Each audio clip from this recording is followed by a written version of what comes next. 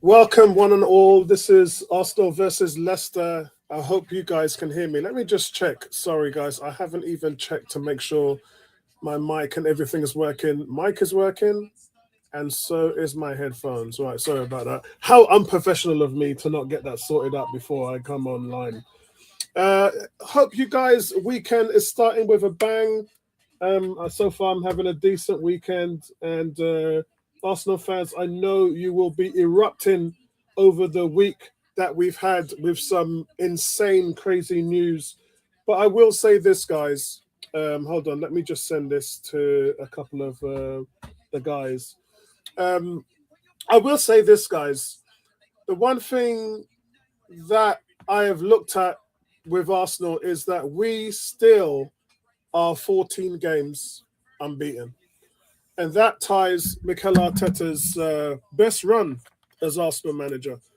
And what we have here is a lot of doom and gloom thrown from the fans. You know, they've seen our squad depleted. And yes, it's hurt us. But at the end of the day, that doesn't dictate the fact that we're on a great run and we just beat Man City 5-1.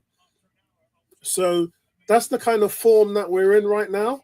Yet on the other side of it, the flip side is we've got all this noise coming from the rivals that our season's over. So we've got to go out there today and we've got to make a statement. And that statement has got to be that we're here to challenge for the title. 7 points down, we know exactly how much that we've got to make up. If you look to win at Anfield, which is something you haven't done in nearly a decade, if you look to win at Anfield, then the gap is only 4 points. And there's 14 games left. So there's a whole load of football to play. Um, Hold on a second. Let's see what's going on here. Yeah. So that's where we are, guys. That's where we are. Um, I think overall, looking at the team sheet now, is Raya in goal, Tim Saliba, Gabriel, Lewis Skelly, Party, Rice, and Odegaard. So the back four, the goalkeeper, the midfield, everywhere is fine. Every player is in their provided squad. Yeah. So we don't have any issues there. But up front, Wanieri,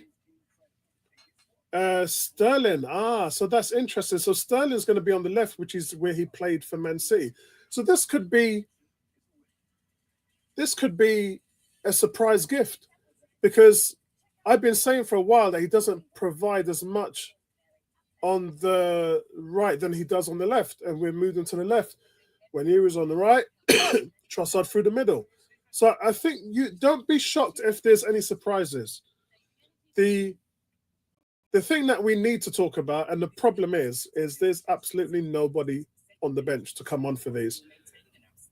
Now, if you can get 2-0 up in that respect in the 75th minute, then if I was Arteta, I would then put on Butler.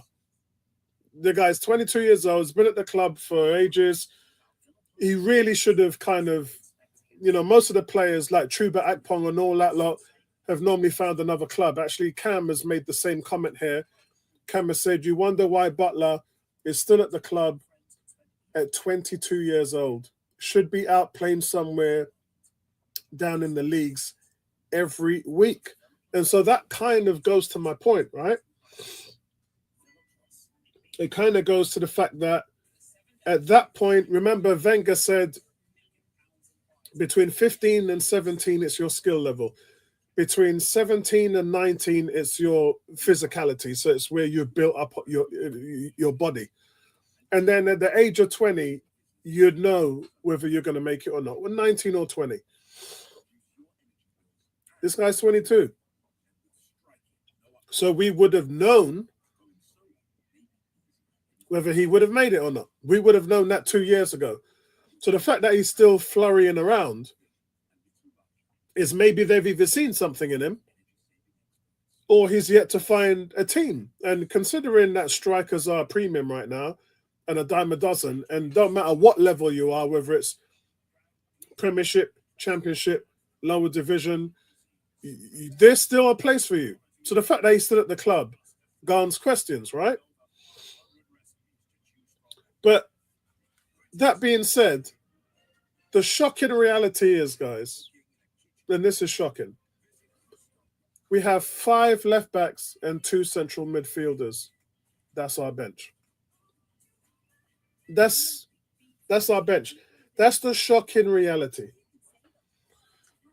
So yeah, very difficult to actually move forward with that. I don't know how that's going to affect us, but there's always options. The 2 main options are putting Calafiori up there as striker or Moreno. Both players can do it. And then and actually both of them are on the bench as well, so that kind of gives you a little bit of an idea where Arteta's mind might be going. But on the flip side of that, there's always free agents. Now, I'm not going to lie to you guys, the choice of free agents aren't great. They're not great. I think the best one out there probably is Diego Costa, and you don't want Diego Costa joining your team. You don't want Diego Costa Premier League. You don't want Diego Costa playing for your team. You just don't. I think he's 36 years old. So that's just not a good look. Yeah, that's just not a good look. And let's see if there's any more noticeable names. Yeah, there isn't any real options. We'll see if we can find some. We'll see if we can. So I would say the number one is Diego Costa. His last club, we know what he's like. Lethal strike up front, doesn't press, very slow, doesn't have pace. He's just a body. Yeah, that's all he is. He's just a body. He's 36 years old. Yeah, in the Premier League, in 112 games, he's got 53 goals. So that's 1 in every 2, 16 assists. Yeah, not an option for me, guys. Not an option for me. And it's probably the reason why we haven't seen Arteta bring in any free agents. He's probably looked at the list that I'm looking at now thinking, what are we doing here? But I think it has got to a point where you just need a body. You just need to be able to take off your striker in the 75th or 80th minute and then bring on a body. And so are we at the point where we can look at a free agent, or are we at a point where we just say, Moreno or Calafiori, you go up top for 10 or 15 minutes and give our guys a breather? Because remember, the last time this happened to Arsenal, the last time this happened to us was when Jesus got injured and Eddie Nketiah had to play for 3.5 months without no rest. 95 minutes every single game. By the time Jesus came back, Nketiah was cracked. He was broken. In fact, I think he had an ankle injury, and that that put him out for about 5 weeks because we just ran him into the ground. So in this situation we're in right now, guys, with 24 games gone, we're in a situation where we are going to run Trossard, Sterling, and Ranieri into the ground. And by the way, Ranieri and Trossard just came back from injury. Both players were out for 3.5 weeks, nearly a month. Yeah. So that was just last month. So they're back now, and those stress factors and the muscle points they talk about where you have to have 72 hours rest in between each game. That's the problem that we're dealing with right now. We're dealing with a situation where the guys that you've got in, they're going to be under stress. And it's good to see Ben White on the bench. A little bit of positivity there for us. But you can play Tierney up front. You can play, and I'm talking about attacking wingers. You can play Tierney up front. You can play White. White, essentially, you'd want him to go right back, and then you'd want Timber to go up as an attacking wing back. Because if we had to choose between the two in terms of attacking players, Timber wins that all day long. So all you do is you put Ben White in at right back and you move Timber up the field. So that gives you that option. But the players are out on the pitch now, and let's see where they go, guys. Let's see where they go. Very, very interesting to see how we're going to attack this. Cam says also, how ridiculous is that two of our big summer signings are on the bench players at this stage of the season. One is behind an academy. Yeah, but bro, you're talking about hindsight, man. Like, do you know how rich people would be if we had hindsight? Do you know how better off people would be if we had hindsight? So you can't bring hindsight into any situation. You just can't. Nobody knew that this kid, Mars Lewis Skelly, was going to be special. Remember, we did the same thing with Bellerin and Matthew Debussy. If you remember all that way back, Wenger went out, bought Matthew Debussy, French international, really, really good left back. I rated him very highly. Right back. And then Hector Bellerin came along, 18 years old, young, inexperienced, and just came out onto the market. And Debussy, I think Debussy got injured, didn't he? And when he came back, he didn't play a lick. And then that's the next summer he was gone. He was off. So there's always that element into it, guys. There's always that element into hindsight is an incredible thing. And as I said, I'm pointing it out to the same situation where you had Hector Bellerin, who was an 18-year-old, but you went out and bought Matthew Debussy, and then Matthew Debussy got injured, and you put Hector Bellerin in, and then the rest is history. So you can't be saying Calafiori is on the bench and Mars Lewis Skelly. That's a positive. That's a good thing, guys. That's not a negative thing. So that's where we are with that at the moment. The game's about to start. Gary, welcome. How are you, mate? Not too bad, mate. Not too bad. How's yourself? Yeah, get in there, man. Get in there. Can you hear me? Yeah, loud and clear, mate. Loud and clear. Can you hear me? Yep, loud and clear. Can hear you loud and clear. What's going on, Tom? How you doing, champ? Not too bad. Where are you, mate? You look like you're out and about. So, gentlemen, I'm just going to show you where I'm at. Yep. I'm outside the Lions Bar, Arsenal Supporters Club Paris. Oh, nice. Nice. Yeah. So this is the official Arsenal Supporters Club in Paris. Yeah. So we're about to watch the game. The Gunners are in effect, so we're going to hopefully get a win for them. Come on, you Gunners. Excellent, bro. I appreciate that. Excellent. And look at you repping Jamaica right there. You know. Loving that, bro. Loving that. The game's well, I hope actually you guys are good. Mine, enjoy guys. The game. I'll see you at halftime. Nice one, mate. Nice one. Welcome, Emerson. It's good to see you, bro. How you doing, man? I'm doing well. I think it went very well yesterday on my leg, and everything's good. So, I think nothing to report at the ordinary, health-wise. I think like that's very well. So, I'm fully recovering from my experience at the hospital. So, I won't go into it's a complete nightmare. Excellent. So, guys, you've just missed. Leicester actually had a chance. It looked like the ball went out. To be honest with you, on replay, it looks like the ball's in. I'm into the game. I'm 1 minute and 10 seconds into the game at the moment, guys.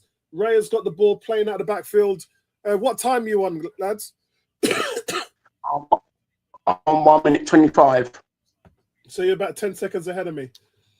Yeah, because obviously I'm watching it live. Yeah. Gary, where you at? Gary looks like he's frozen up. We got internet gremlins with us today, man. Gary, talk to me, man. No, I'm live. I'm on 1 minute. All right, excellent. You're about 30 seconds behind us.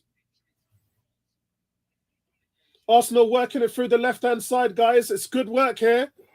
But I want you guys to keep your eye on Raheem Sterling today. Family looks like he's in a position to really, really hurt them. I have been talking about him needing this for a long time. This is the first time, guys, that Raheem Sterling, and here he is. Oh, this is the first time that Raheem Sterling has played on the left which is where he played at Man City. That's where he done all of his damage. Him and Jesus used to play there and rotate on that side. And ever since he started playing for Arsenal, Raheem's been playing on the right side, where he's looked quite ineffective or below average. So let's have a look and see how we can affect the game on a position that he's favoured to play in, which is where he also played at Liverpool.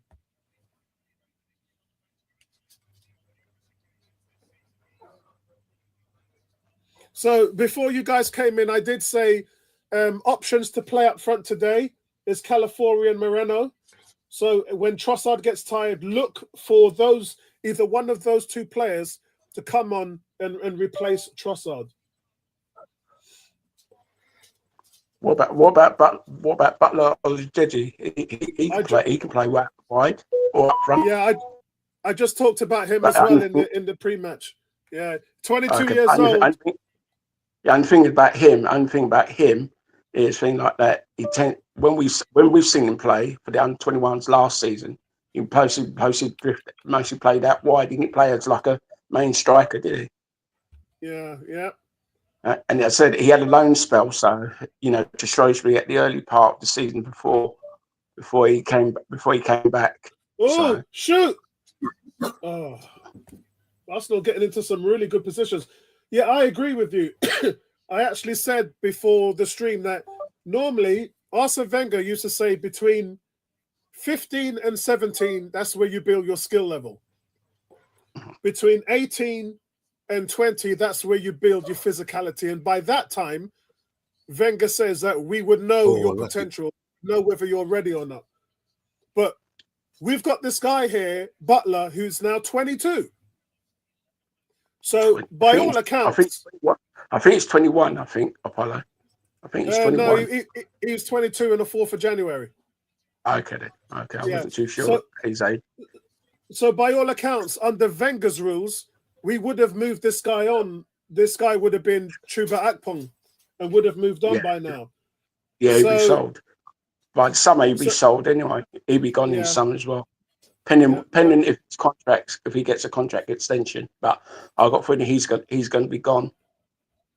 Because there'll be quite a few of the under-21s the ones that I saw before I took ill, before November, things like that. I've got a feeling some of them are going to either move on or they're going to be loaned out. So there's going to be a lot of movement as well in the academy again. And I'm not sure if you guys saw this during the week, this debate on Dan Potts' show when they had a certain person from Spain. I ain't gonna say his name, but you know who I'm on about, and things like that. And they had Kenny Ken, who we know, who me, you know. Yeah. And then they had another guy called Jez, something like that, and then they had another guy, and they would pick on this guy called Igawa, some guy from Canada. He's a Canadian gooner, something like that. And he was saying he was a thing. And then that Northside, that's it, Northside. So I'll stop here because they might ask someone to attack at the moment.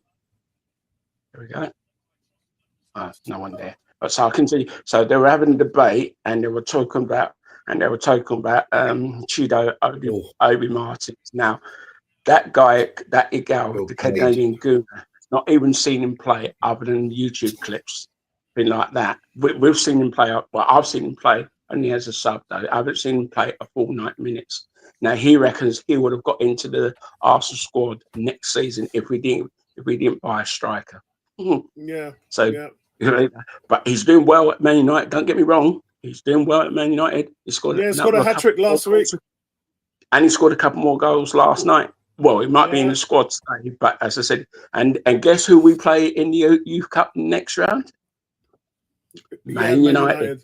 Man United. So it'd be interesting to see if that's going to be at the Emirates. I imagine it will be, and I'll tell you that's going to be a hot ticket to see. You can then a lot of these other podcasts, including Lee Gunner, Northside, and this Jez can have a proper look at him to see if he plays a full minutes and see what damage he can do against his old teammates. Like so let's not forget let's not forget about Kay and Edwards as well. Yeah, but he's going to go in. He's going to go in summer. I think he's out of contract in summer. So I felt sorry for him. The only reason why he's not in this squad is that I know he got a squad number. But I think regarding the Premiership, 25. I don't think he was picked at the start of the season. So he could have gone on. He could have gone on loan at the start of the season, or he could have done what my cousin done and just walked out of Arsenal. You know, terminate his contract then and then. There we go. Go on, God. I mean, he scored like 21 goals in 48 games for Arsenal, so it's nearly. Trossard had the first chance for Arsenal, but it was a comfortable save by the goalkeeper. You can see it when you see it. Yeah, the ball there is from Odegaard. Yeah, and he just doesn't quite catch it, does he? He just doesn't quite catch it. Shout out to D. Shout out to. He's got to use his left foot. Why is he trying to use his right foot from there? Yeah, 18 says, Apollo, what's your thoughts on the striker with his left, didn't he? Yeah, bro, listen, I saw a lot of people talking about we should have done this, we should have done that, we should have done this, we should have done that. I've heard so much of that I don't want to have an opinion on it, because we all know Arsenal messed up, and most of us, like myself, know that Arsenal were capped on their budget. So you were stuck between a rock and a hard place.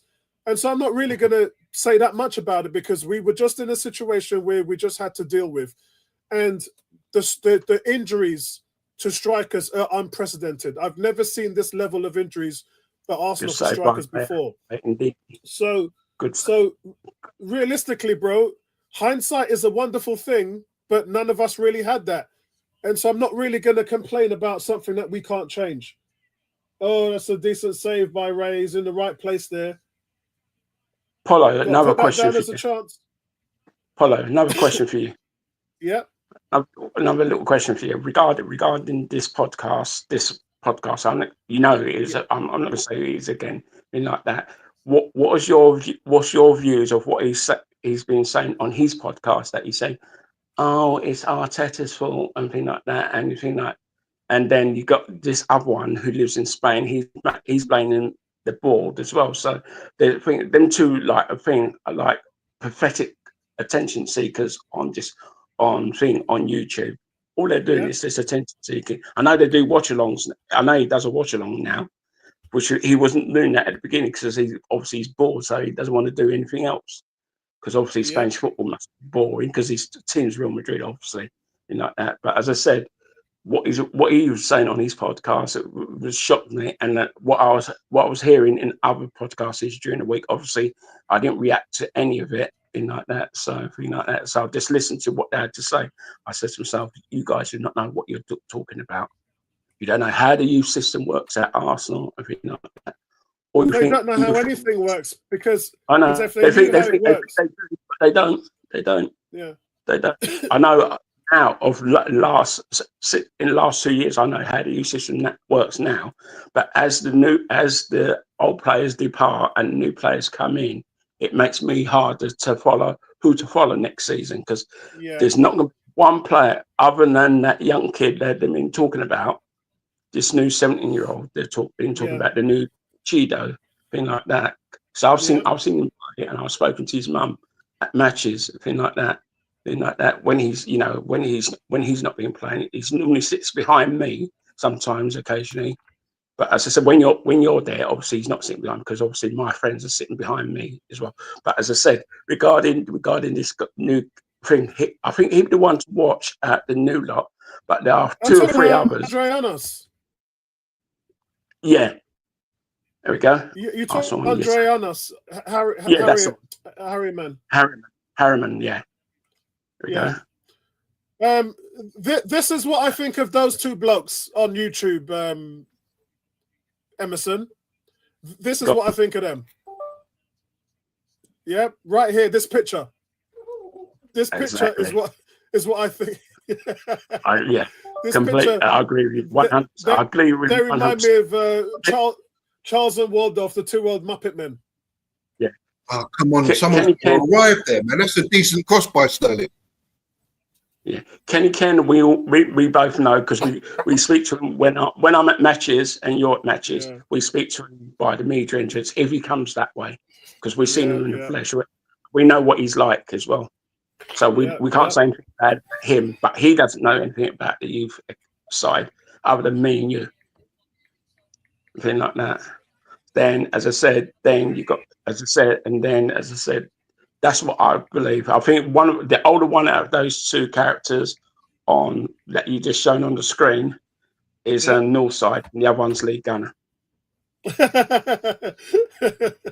That's all I can say about them two because they haven't got a clue. Yeah, they haven't, and then they've got a base of fans.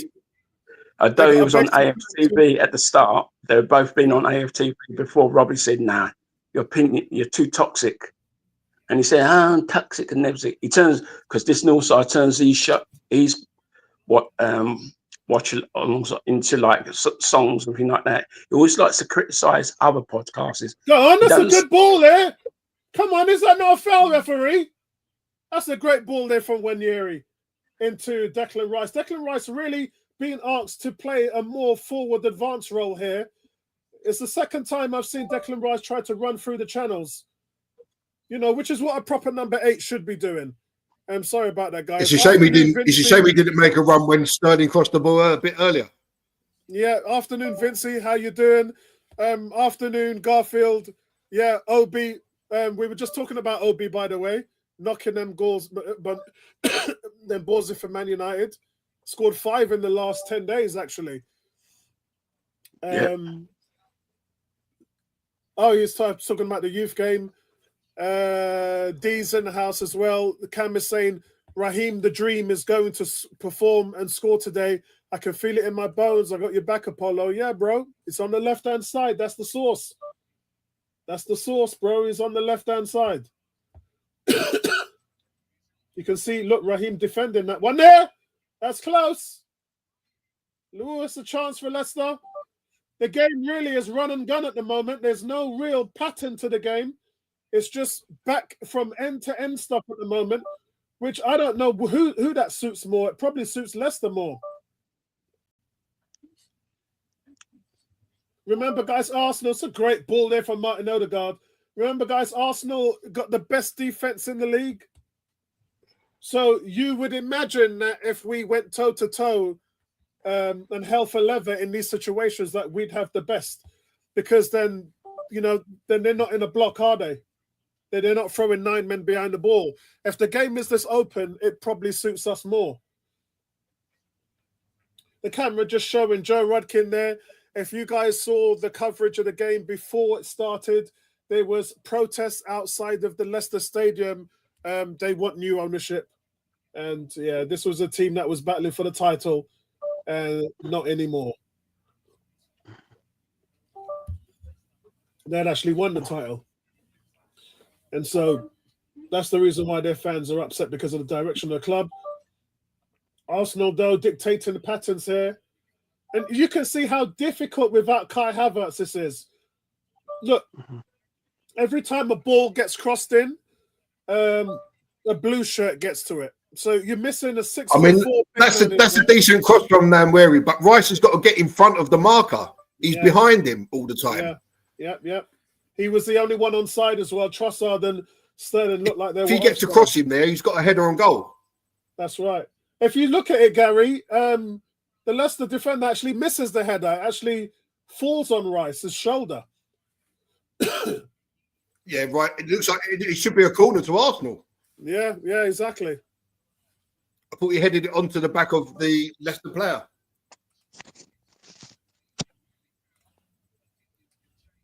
The game's starting to warm up now, guys. There's definitely goals in here. It's a good chance for Rice. I think he's got to do better. So far, Leicester fans, oh no, Trossard is down holding his ankle. He should be okay. He's up. Yeah, just got kicked. Yeah. Oh, no, we're not kicked, stepped on. He just got his ankle stepped on. So how crucial would it be, guys, to not lose another striker, attacking player at this stage? Be massive. massive because then you get that Nathan a chance. Garfield saying Leicester can win this. I don't see any evidence of that, bro. Arsenal have tied Arteta's unbeaten run with 14 games, and the last game they beat City 5-1. So Arsenal really in good form at the moment. I'm not sure. I'm just going to check the table. I'm not sure on what evidence it Leicester looks haven't like scored that in the Leicester last can 4 win. games. What's that, mate? Leicester haven't scored a goal in their last 4 games. Yeah, I don't know what Garfield's looking at as far as current form. Because it feels like Arsenal is starting to build a lot of pressure now. And Leicester definitely not in a low block. Leicester definitely not in a low block. And not in high block neither, so they defend where they can, and that's it. Yeah. Because they don't play too much back to their goalkeeper neither. So Cam saying Ethan Winier is showing his quality. At least we get another week. At least we get another week's rest anyway this week as well. So yeah, that's right. Garfield saying you are finished now if Attacker gets injured. Yeah, pretty much. But then we were finished when Havertz got hurt. Because what you have to remember, Garfield, is these guys have got to play 90 minutes every game, no rest. So that's the reason why I think you're going to see Calafiori or Moreno take over, or Butler take over at the number 9 spot as the game goes on. Vince is saying Leicester can win this if they're able, if they take a chance and sit back. Probably the game plan for both teams, given the situation. I think, I mean, well, obviously Arsenal not sitting back. That's a really poor ball there from Thomas Partey. Leicester, really, remember, Leicester won the league with counter-attacking, Vincey. That's how they won the league. They played a 4-4-2 and they counter-attacked with Mahrez and Vardy, and they just got to teams. Unfortunately, Arsenal beat them twice that year. Alexis Sanchez, Ozil, Giroud, and Theo Walcott just absolutely destroyed Leicester twice in that year. Only team to beat them. Yeah. But you can see now, I think Arsenal are building well in this game. There's always going to be questions about the focal point of attack, but they're building well from the play. And as I said before, guys, there's no problems with our defense. There's no problems with our midfield. Yeah, the same best defense in the league. They're all there. No one's injured. And the midfield is your best midfield in Odegaard. Oh, look at that ball out to Sterling. Oh, God, come on. Saying he's offside. You got your best midfield in Partey, Odegaard, and Rice. And so as far as the striker goes, everything is pretty much legit. There's no concerns for Arsenal in defense or midfield.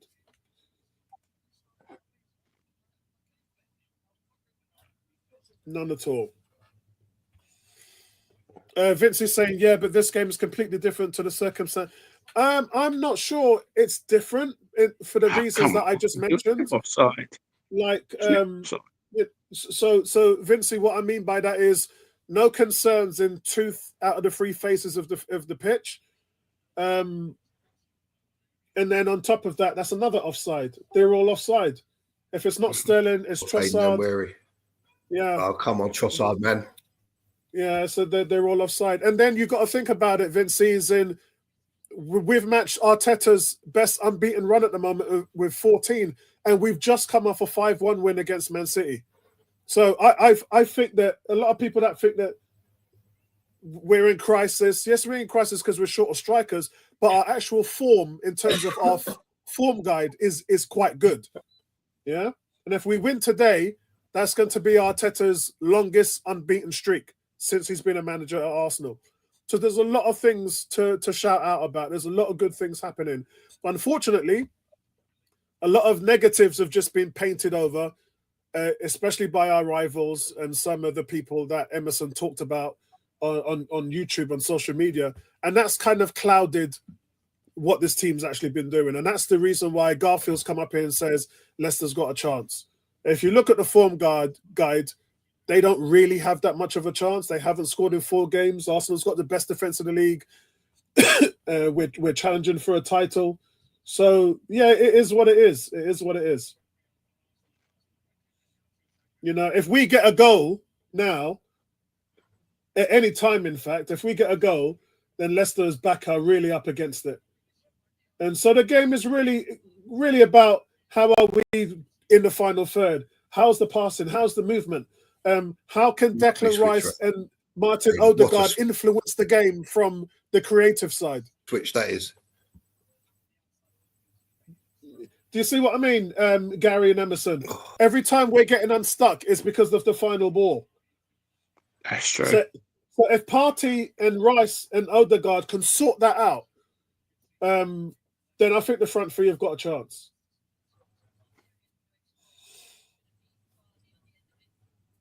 That's an accidental trip there on Vardy by Partey. If you look, Partey's actually trying to get out of the way. In other words, Vardy took it one for the team. Partey didn't even touch him, man. He tripped himself, Vardy. Yeah, it's one of the. He tripped himself.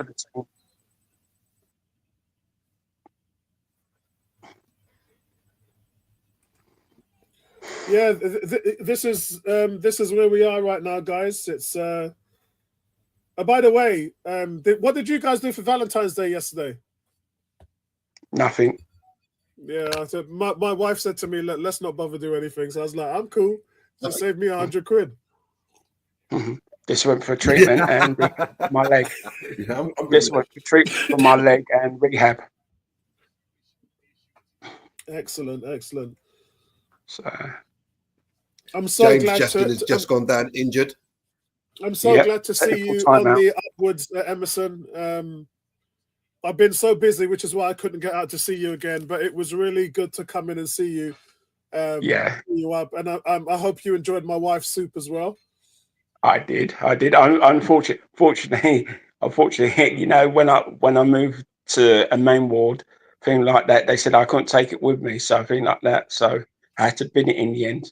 You know, container. I told you it took me half an hour to find you. You know, I was walking around in the hospital. It took me half an hour to find you.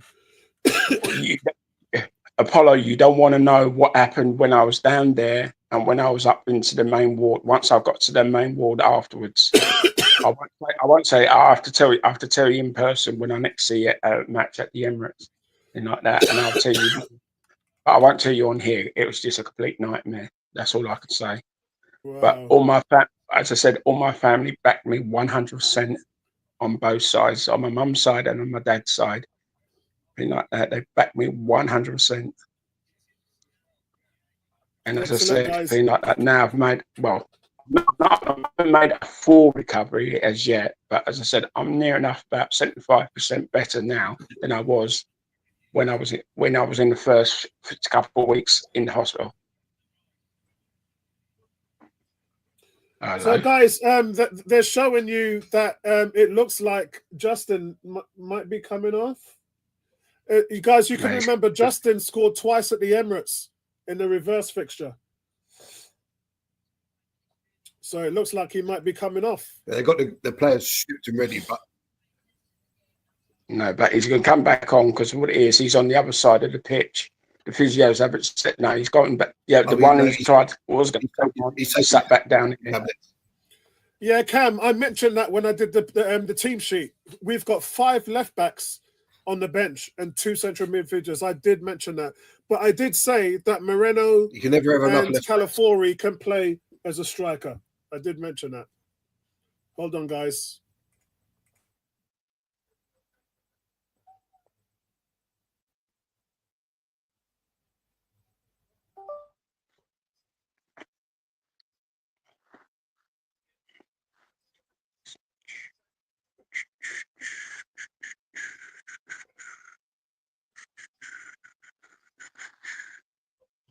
Oh, it's not him. Saliba need to push Vardy, therefore. time. I thought it's it's half time. Oh yeah, because it was 12 o'clock kickoff. Dan Casey.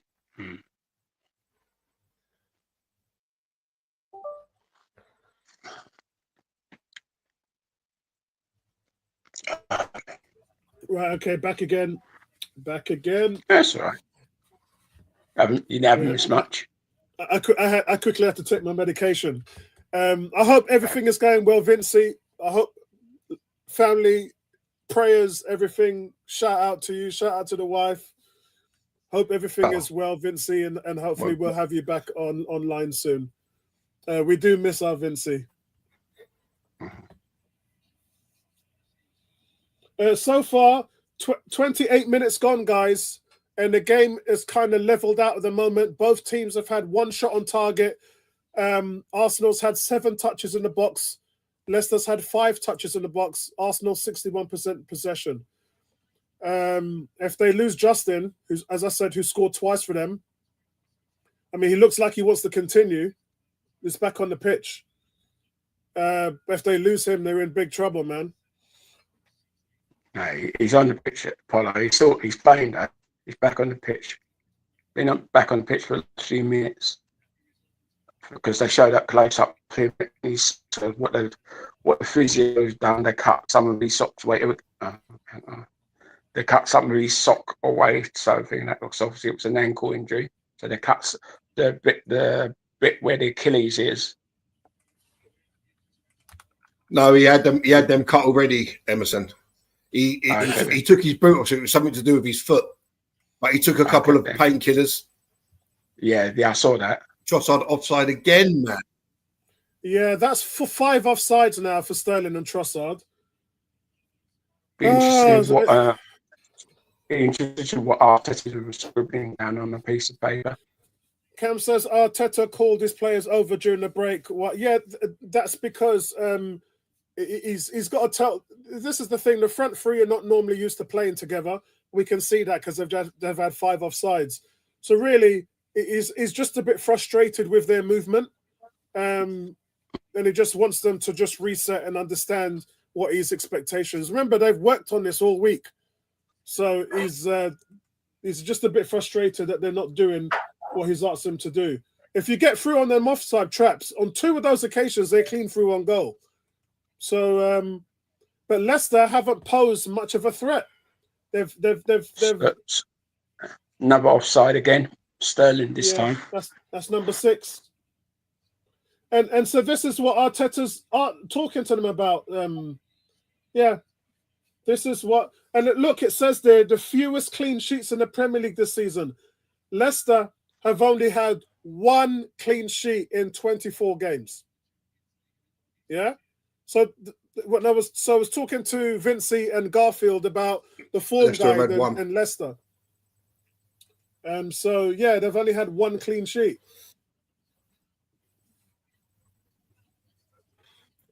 So Trossard's offside 3 times, Declan Rice once, and Sterling twice.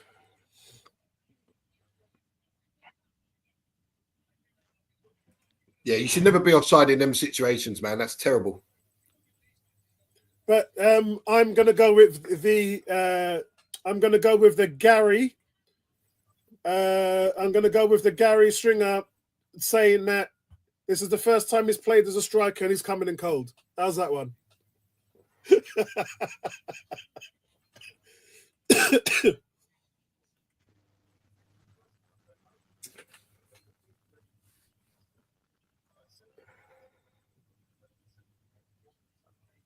Really, really looking for Arsenal to really grab a goal in the first half just to settle the nerves, and obviously that will imbalance a lot. That's good by Raya. That's good. That's even better by Gabriel. Ooh, careful with Gabriel's ankles there. I mean, there's nothing wrong with the challenge. Nothing wrong with the challenge there. Very frustrating from Trossard and Sterling with the offsides. 2 good chances, and which really could have been something if they just timed their runs. And you can look at Ruud van Nistelrooy. Here come Arsenal again. It's Ranieri on the right-hand side. He cuts it in on that left. Well played. Good pass to Skelly. Skelly doesn't have much options there. You can see how... Oh, that's a great ball from Gabriel. Turn and shoot. Because Sterling wasn't outside him. Sterling had gone inside. And Sterling couldn't get his feet underneath him. What a pass from Gabriel. What a pass from Gabriel.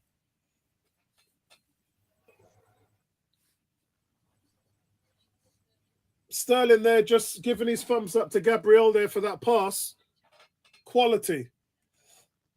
So I was talking about Ruud van Nistelrooy standing up there being frustrated. He's buggered if he does and he's buggered if he don't. If he stays in defense, Arsenal's just going to wear you down. If he comes out and expresses himself, Saliba, what are you doing? What is Saliba doing? Oh my God. Saliba just gave the ball away to Vardy there. Just too many touches. Too many touches. I think sometimes they get caught up in this trying to play every situation. And then they, instead of just clearing the ball or doing something with it, they try too much to do something silly. Yeah.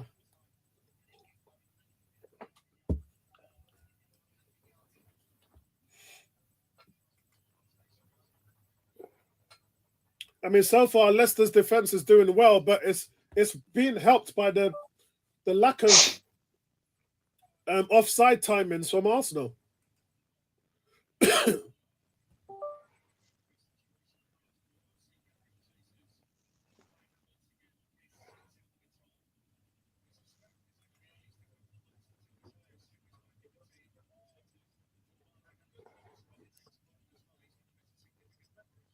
It's 34 minutes gone now, guys. We just need to just get a goal before halftime. That's all we need. Just get one in before halftime. Settle the nerves. I'll settle for a shot first. Apollo. Well, we've only had one against a team who's got the least clean sheets this season. So, guys, up front, who would you rather see? Moreno or Calafiori? It's got to be Moreno, right?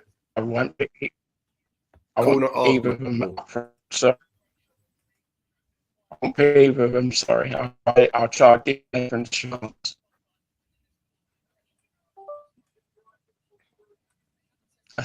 On that thing, if we could play on the front, I'll open the chance some in the second half. Not sure I don't hear, but I'll give him a chance.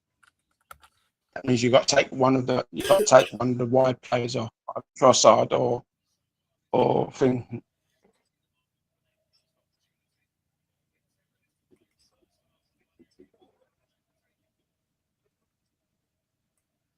Oof. Lucky there.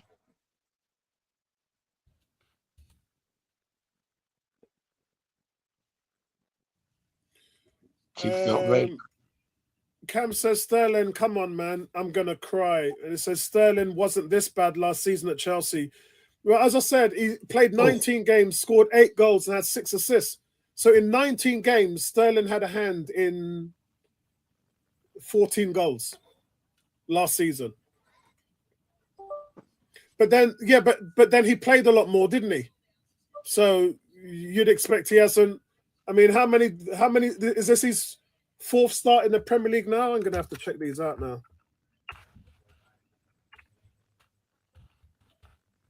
Because obviously that would come into it, wouldn't it? So let's have a look. So last season, Sterling played in 31 games in the league. 8 goals. He started 19 of those, but he played in 31 total games. 8 goals, 4 assists. For Arsenal, he started just 3 games and played in just 6. So you can't.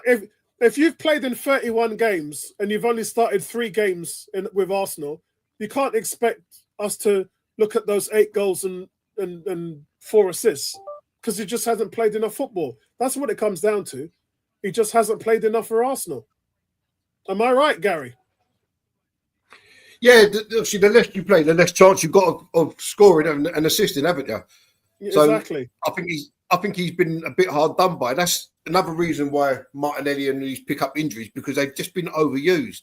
Sterling's basically sat there all season and not got a look in, and you keep asking these same players to keep running, and then you wonder why they break. Do you remember in November, Gary, when everybody was asking Arteta why you're not even playing him? He was sitting on the bench like throughout 90 minutes. But he come out with some nonsense and he said, but he hasn't learned like the style and stuff like that. But then I thought, because I remember, I think I was having a chat with Vinci about it on the group, and we said so Calafiore can pick it up inside 3 months, but Sterling, who's played in the Premier League all his life, can't work out a system. It just was nonsense. Yeah. So last season for Chelsea, he played 2,500 minutes. At this stage, for Arsenal at this stage in the Premier League, he's played a total of 216 minutes. There you go. That you're going to laugh at this. That's exactly how much it was for Reece Nelson at this stage last season.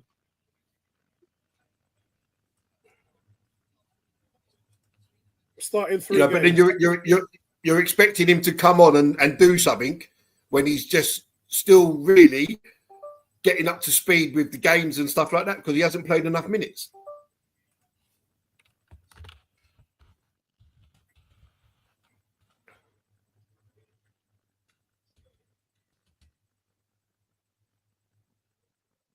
It's a nice little passing in here from Arsenal. This is what we need. Lewis Skelly. I mean, it's coming, lads. It's coming. It's coming. Cam says that's better from Sterling. Go on. Oh, the Trossard miskicks it. It looks like it's Odegaard flips the ball up into the air over why defenders. Is he constantly trying to take it on his right foot? He plays with both feet. It drops That's right another in front one. of Trossard and he just miskicks it. What a ball from Odegaard, Gary. Yeah, but he's got to take it with his left foot. He's coming over to his left foot.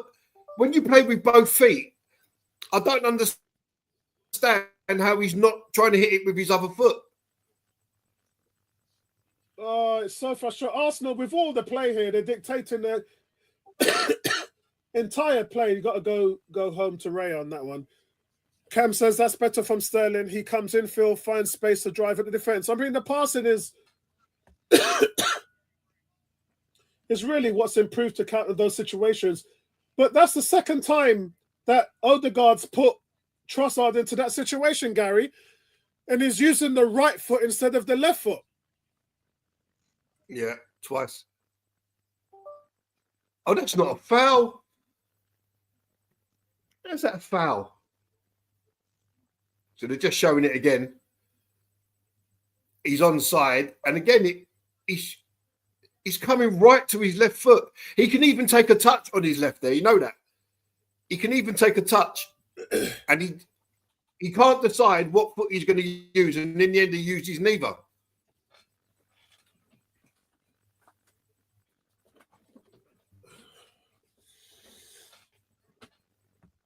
See, when you're naturally two-footed, you just hit that with your left.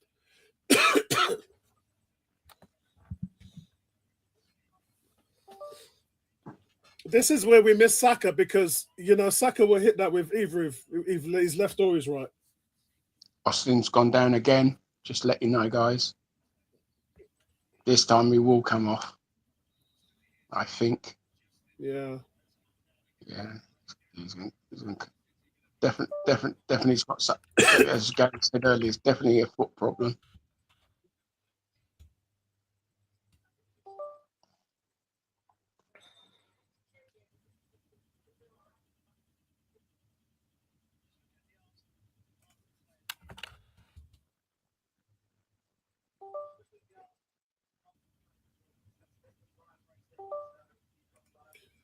Yeah, guys. So let's not forget, guys, in the previous game, Justin scored both of their goals.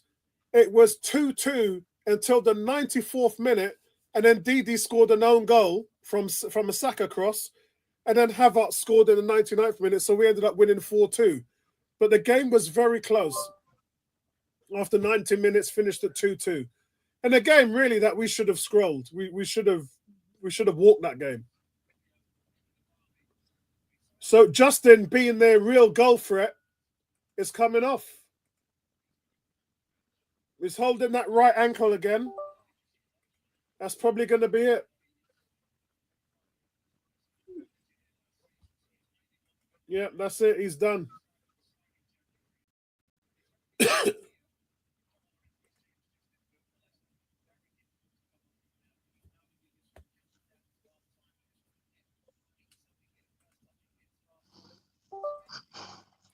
Yeah, that's where we are, guys. He's gone. Koulibaly is on to replace Justin. And then the game moves on. Guys, I'm going to have to get a hot drink just to settle this cough down. I'll be back in a second. Go on, mate.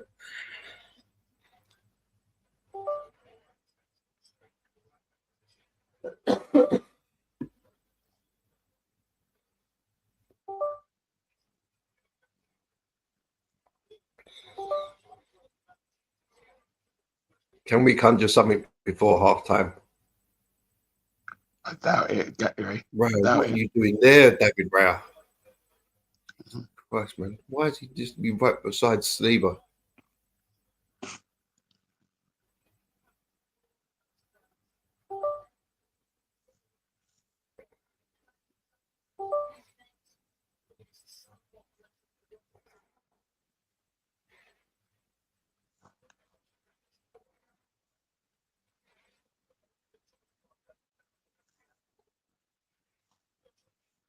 Oh, just too much on the ball.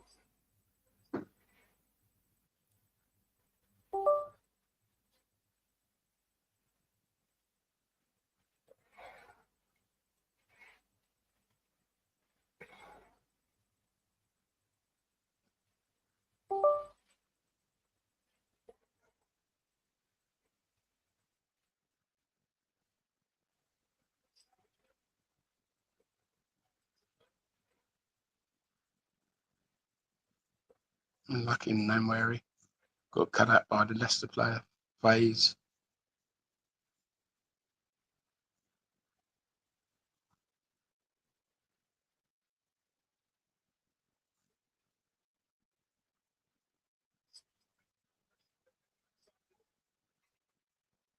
Well played from Namwary, though. Yep.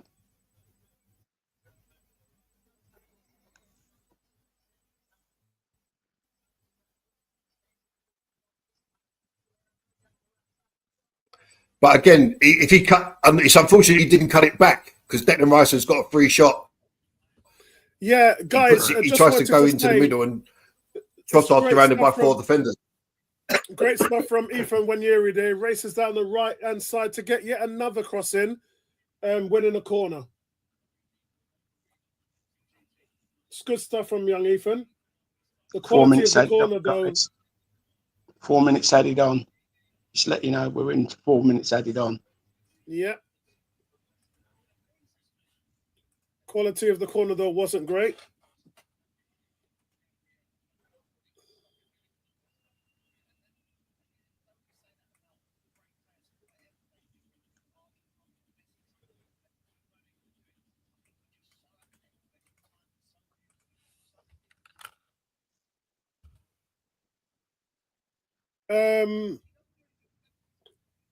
Cam says, utterly shocking performances from Sterling, Trossard, and Odegaard.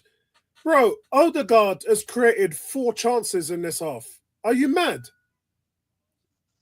Are you insane? Are you actually looking at what Odegaard's doing in this game, mate? Do you know what? Everything that's really let down is the stupid offsides. I know. And Sterling and Trossard have to take the blame for that. But Sterling just tried to dribble, and when the ball went out of bounds, it didn't look like it was all the way over. It looked like it was on the white line. Yeah, I was going to say, it didn't look like the whole ball went out. Yeah. Winieri's been fantastic, though, in this first half. He's been very, very good.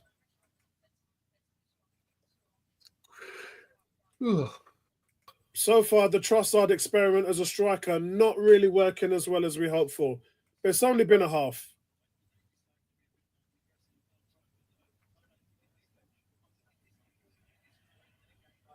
It's gone down again. Who's gone down? Nice. Yeah, that's not what we want to see, even though we do have Moreno who can play that position. Here come Leicester. And Leicester's in space. That's a good block by Thomas Partey there. That's well played by Partey. That's well played by Partey. Whatever happens, you cannot let Leicester score first. You cannot let Leicester score first. I think Declan Rice landed funny. Declan Rice landed funny when he done the tackle. I think he something jarred in the ground. Yeah.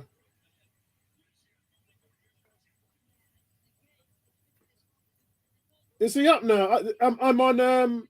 Yeah, he's up. 3 minutes. Yeah, he was the one. He was the one that cleared the ball. Yeah, I'm 3 minutes into injury time now. That's a really great pass by them. We got to be careful because anything like a penalty or anything like that, we need to be careful of. All Leicester need is one goal, and then our backs are really up against it. We need to be squeaky clean here, Gary. Yeah, we can't afford to give them. Oh, Jesus, that was close from Leicester. Oh, my heart just jumped out of my chest, man. You can see here the cross comes in, and it's a header. It looked like Raya had it covered, though.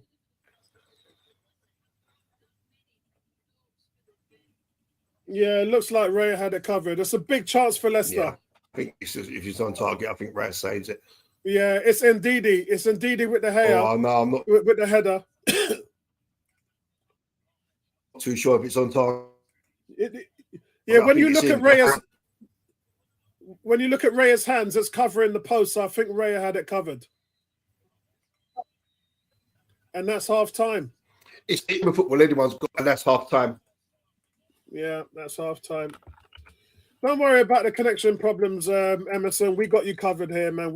Me and Gary have got you covered, my brother. Lots to take away from that half, guys.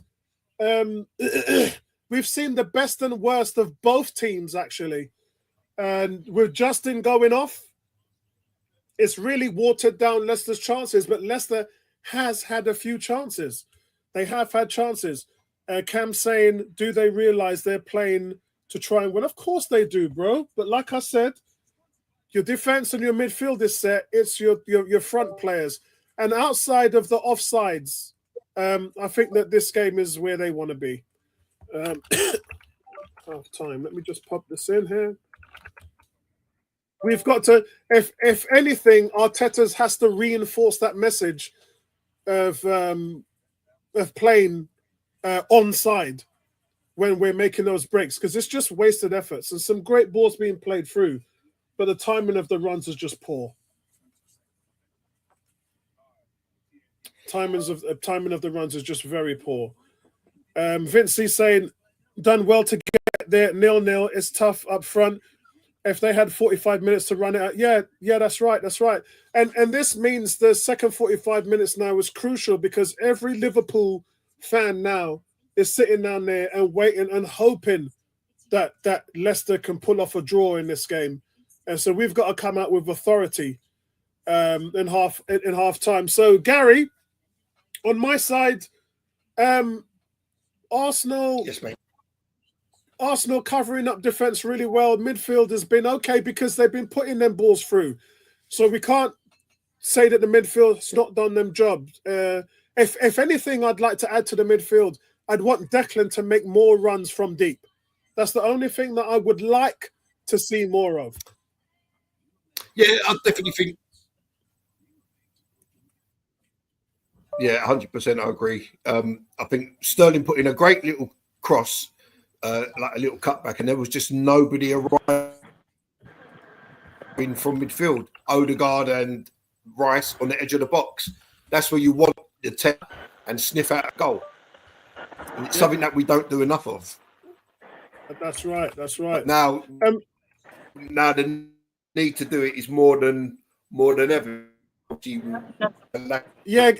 Of strikers. No, you've got to get within the box if you want. Yeah, Tony, shout out to you. What's going on, my brother? What's your thoughts in the first half so far? Yeah, I mean, it's promising. It showed a lot of endeavour, but little end result. And we kind of knew this was going to be the thing, didn't we? We kind of knew that, you know, look, Arsenal can still be very strong defensively and in the midfield, but the issue was going to be up top and who was going to be the person or persons to be able to change the game and open up that Leicester defence. Clearly, they're struggling to find the right makeup. You know, there's been moments, but we haven't really got that attacking threat. Trossard, for me, totally ineffective. I think, you know, Sterling's had a couple of decent runs. He's made effort.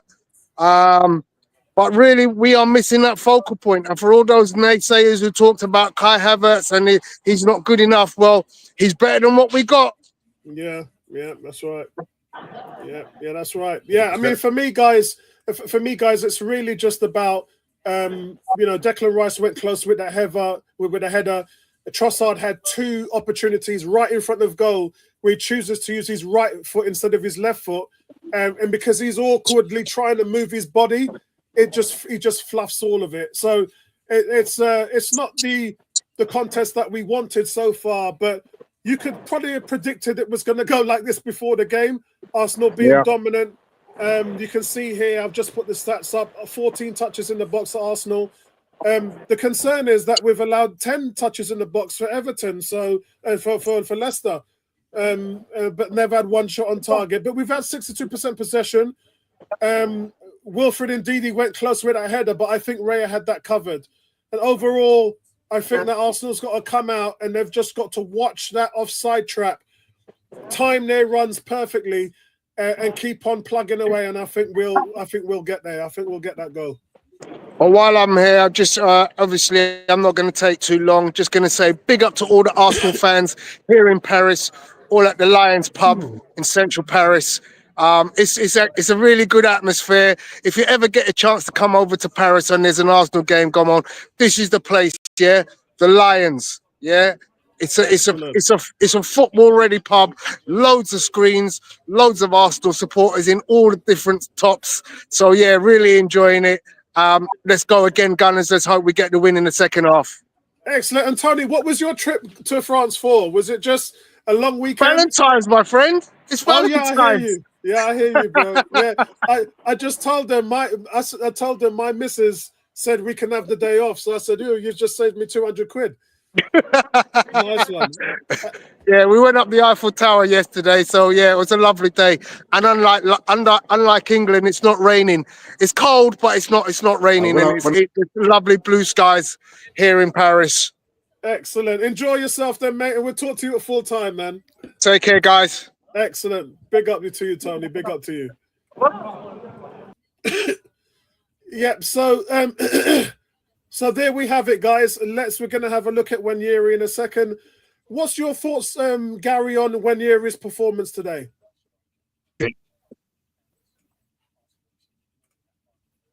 I think Nwaneri's been quite bright. I think when you're that young, you play with no fear. You get the ball and you just do what comes naturally to you. So he's not overthinking things. He's just playing his game. You know, so very pleased with what I've seen from him. It's just a shame that there's been no end products on a couple of his little crosses. I think there was one, you know, sometimes we don't do it enough. Again, it's getting across the defender. Yeah. You know, we've got players behind the defender, but you're relying on that guy missing the ball or the ball being played over his head. But if you get in front, you're making more of an opportunity to score for yourself. And we've had plenty of chances, like where we should have done better. So, guys, you can see here, Nwaneri really been the man of the half along with Thomas Partey. change. Yeah, you can see the 17-year-old. His crosses. He's had 5 crosses into the box. He's won 8 duels, which is the highest on the pitch. 90% passing accuracy. He's had 2 tackles, so he's defending as well, and he's created 1 big chance. So you can see he's been the main attacking threat from that right-hand side, really doing what Saka's doing or done on that side. So he's really been the guy to watch overall. Really, really good performance from Ethan Nwaneri. I just hope that this leads to something, especially on his side. If I'm him, I probably want to. He's playing a creative role at the moment. I would probably want to cut in and take a chance and try and be a finisher as well as the creator. Because when we see him come in, cut inside, cut back on that left foot and try and go top left corner, we've seen how dangerous he can be as a goal scorer when he's doing that. He's got 7-8 goals this season, and so he can be a threat. And I think if I'm Arteta and I'm talking to him, I'm saying, great game so far on the creative side. Let's see a little bit of end product. Let's see some top-end stuff where you're challenging the goalkeeper. Let's try and see a little bit more of that. If I'm the manager, I'm trying to edge him on to do a little bit more of that. As for Leandro Trossard, just 14 touches for him in the first half. Only Jamie Vardy has had fewer. And out of those 14 touches for Trossard, 6 of them were in the Leicester half, and only 2 of them were in the penalty area. So Trossard's only had 2 touches in the penalty area. Not enough, guys. It's not enough. And we expect more from Trossard and Sterling in the second half. And if that happens, I think we'll be okay. Gary?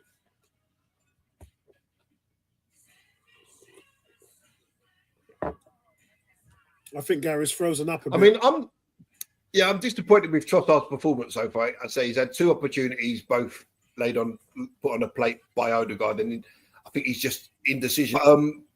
I want to see our midfielders getting in the box more, Rice and Odegaard.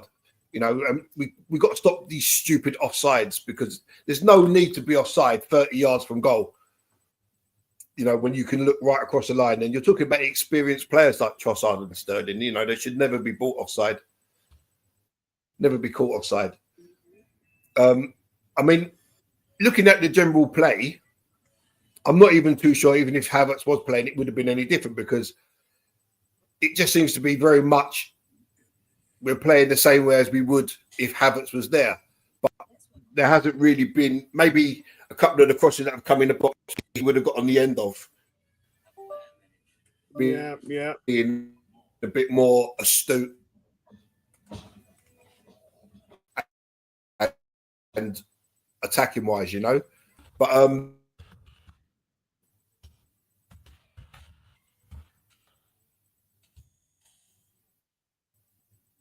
yeah, Gary sounds like he's struggling a little bit there. And so for me, guys, Cam we do have attackers, Cam, in our youth.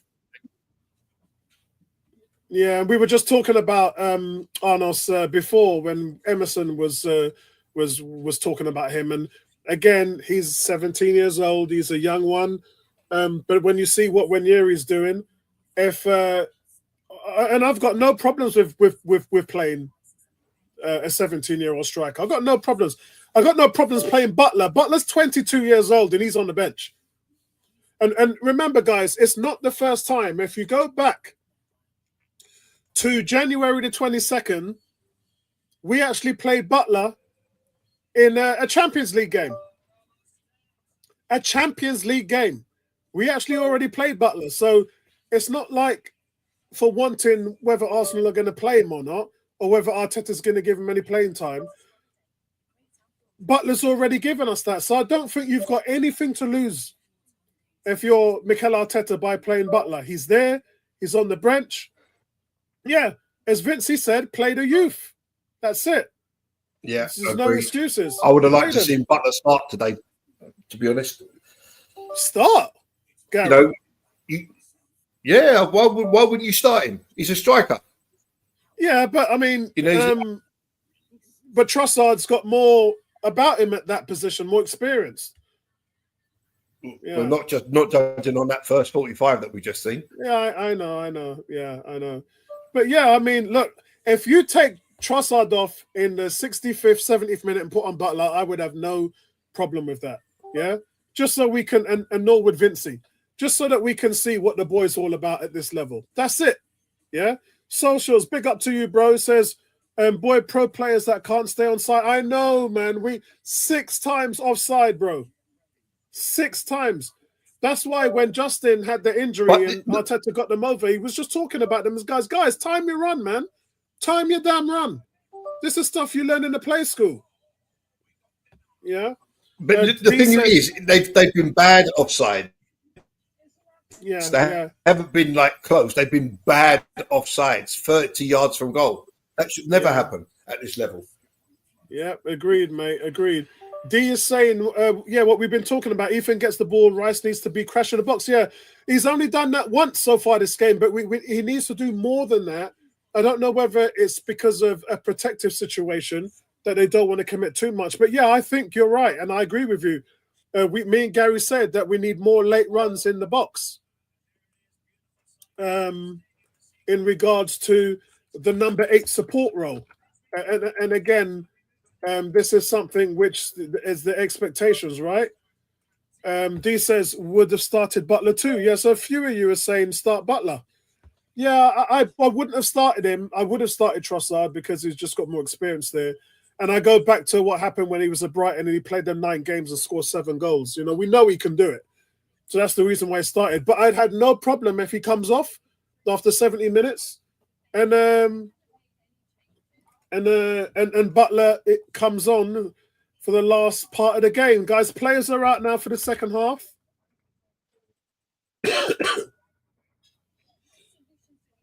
and look, the television screen is zooming in on Butler. Yeah, looks about 12, but he's 22. Oh god! So no changes for the team, guys. Can Arsenal find a way through? We need to find a way through. It's that simple. Yeah, we do. The league title here is in play.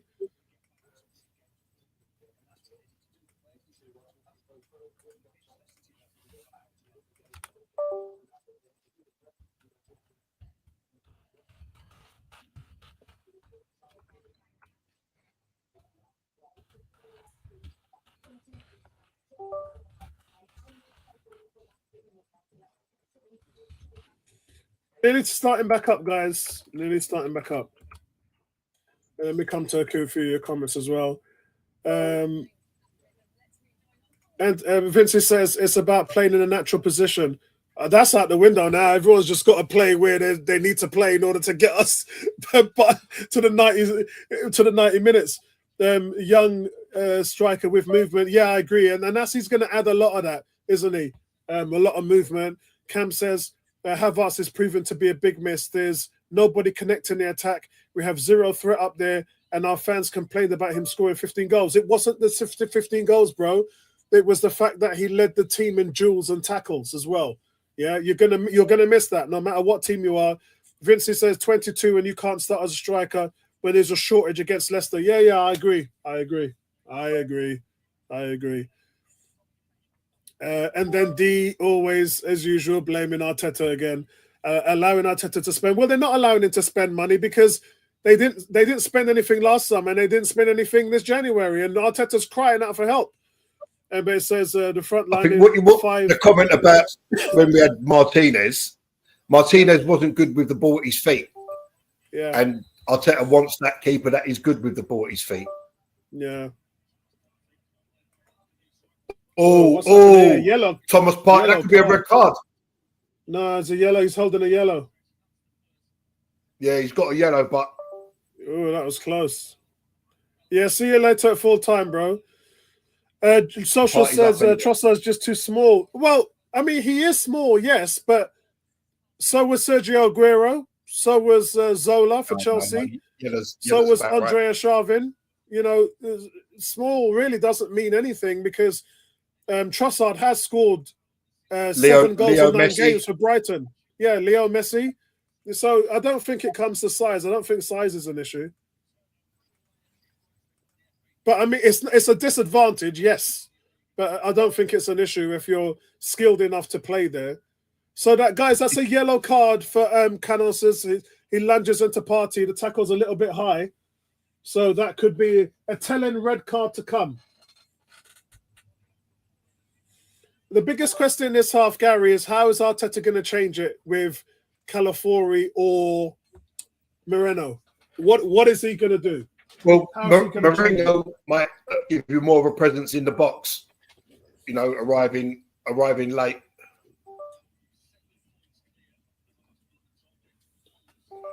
Right, come on, Arsenal. Let's get going, man. Ball comes to Raya. Arsenal playing it out of the back. Come on. Yeah, Thomas Partey's fouled. Oh, come on, Gary. We need to win this. We need to kick off this weekend with a win, man. Where are the goals coming from?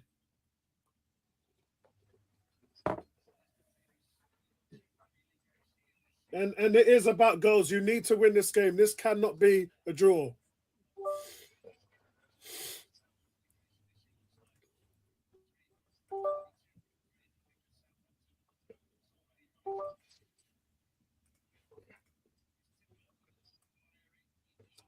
Can Timber keep that on? Yes, Timber. What we got, Timber?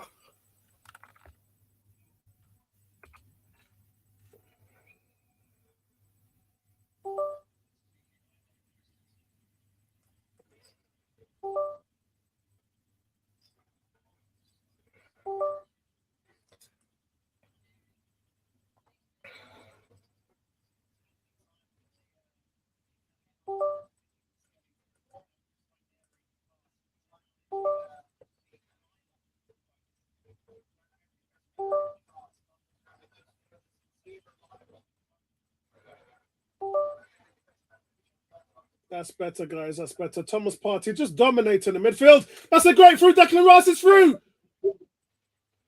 Oh, he tries to side it to Sterling, who had a defender on him. Oh, Gary. Oh, come on. You can see what he's tried. You can see what he's tried to do. But in that situation, you maybe just drive and have a shot. But that's what. Oh, here come Leicester though at the other end. Yeah, we've done well there to get rid of it. Thomas Partey is having a fantastic game, if I have to say. Thomas Partey is having a fantastic. Here come Arsenal again. Stay onside, Trossard. Why is Trossard offside? What an idiot! Did you just see that? Sterling couldn't put him through if he was onside. Sterling looks at Trossard. He sees Trossard is off, which means Sterling has to keep the ball. Trossard has no idea what he's doing in that situation. If you look at the attack, well, he ran offside. He ran offside and never got back onside, did he? Oh, and if Declan Rice puts that ball in front of Sterling, he's got a chance there. Vince is saying Trossard has to come off. He's just killed that momentum there. Oh man! Oh, that should have been a penalty, Apollo. Yeah, I think so. We should have had a penalty. Yeah, I think we should have had a penalty. And the Leicester player doesn't get the ball and he clatters into Sterling from Rice's He's already on a yellow card as well, the Leicester player. But it wouldn't have been another yellow, but it's a definite foul. Oh my God. This is unbelievable. Unbelievable. Oh my God.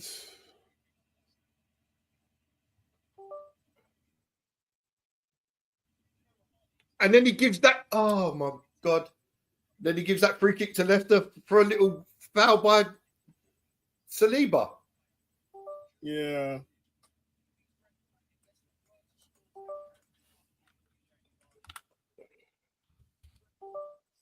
Oh man.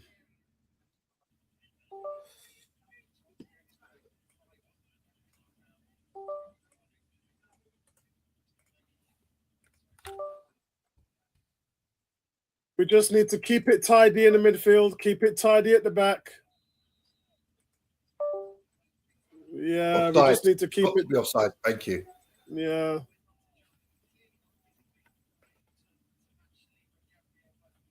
Oh, man.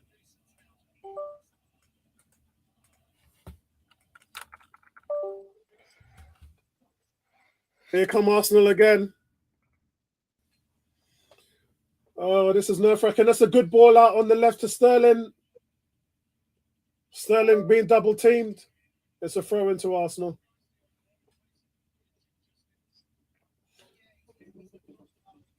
This game is really about our midfield and our attack. And I just want to see more from the midfield as well. If you know the attack is struggling, oh, look at that. That's a penalty. Does he connect with Sterling? No, he doesn't. Let's see the replay on that. What a ball from Sterling hasn't even asked for it, to be honest. No. The defender gets the ball. What a ball from Martin Odegaard, though, mate. Yeah. A little bit too much spin on it, which took it towards Ndidi. Yeah. Here comes the big boys, Gabriel and Saliba in the box. If we ever needed a headed goal, Declan Rice corner, here it comes, lads. If we ever needed a goal from a set piece, we need it now. Here comes Gabriel. Gabriel's just bodied. Gabriel got bodied by I'm not sure who it was. I think it was Deacon Dover Reed, wasn't it? Yeah, no, it was the guy who came on off the sub, whose name is too long that I can't pronounce. No, it was Deacon Dover Reed. Yeah. Yeah, he does enough to body Gabriel.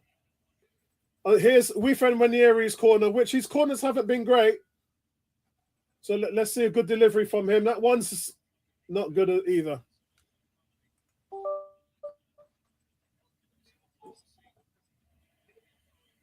And it's a Leicester throw-in.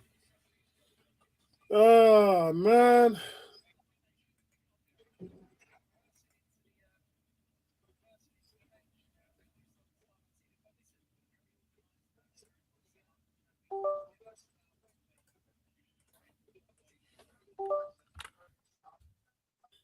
Wow. Come on, guys. Leicester have not kept a clean sheet in their last 20 games across all competitions. Gary, if we don't score, that will be the issue for me. The fact that this defense has not kept a clean sheet in 20 matches. They've only had one clean sheet all season. I mean, we're almost an hour in and we haven't really got into a good goal scoring position. You know what I mean? To actually strike a goal.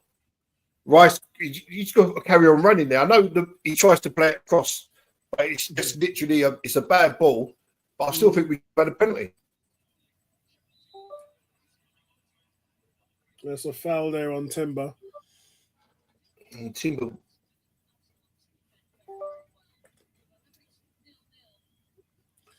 And the thing is, Arteta, you got to admit, is that Timber's down?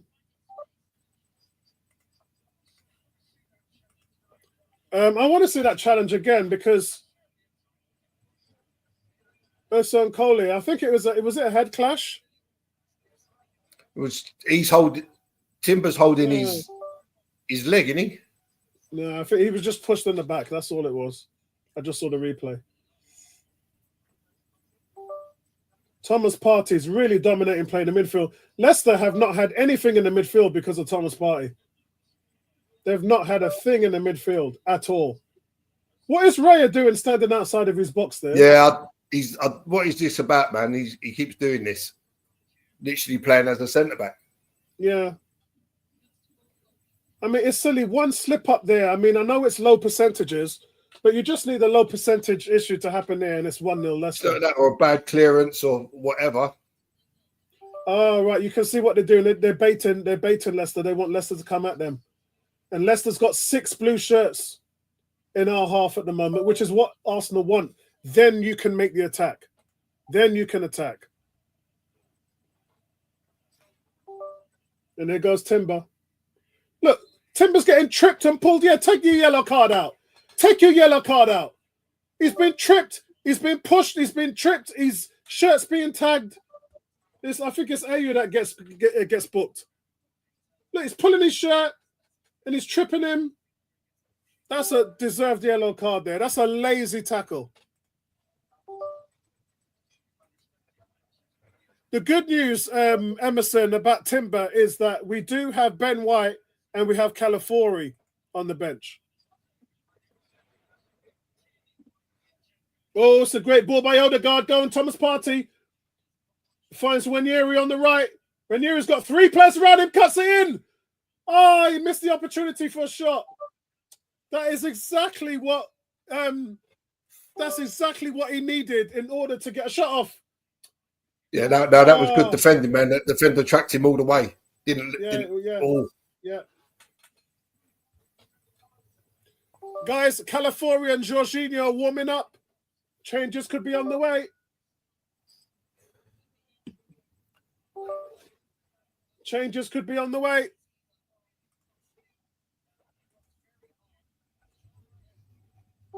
Odegaard, look, Thomas Partey is just elite. Thomas Partey is just he's elite. Timber's got to go back to Partey. Man on. Partey's just been elite. Shoot Odegaard.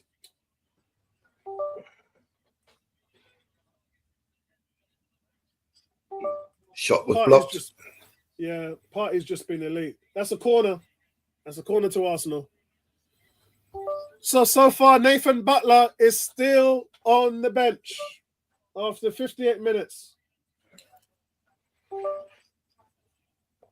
You know, even though he's not having a great game, at least Sterling's showing some fight. I can't even see Trossard in the game right now. Trossard hasn't touched the ball in 10 minutes.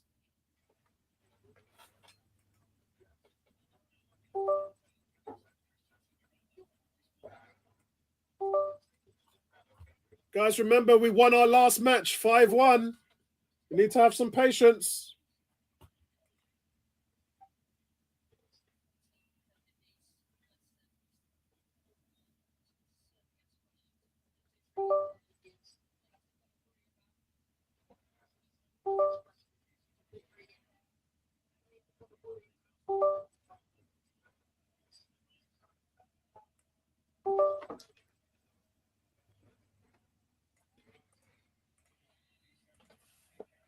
Oh, man, come on.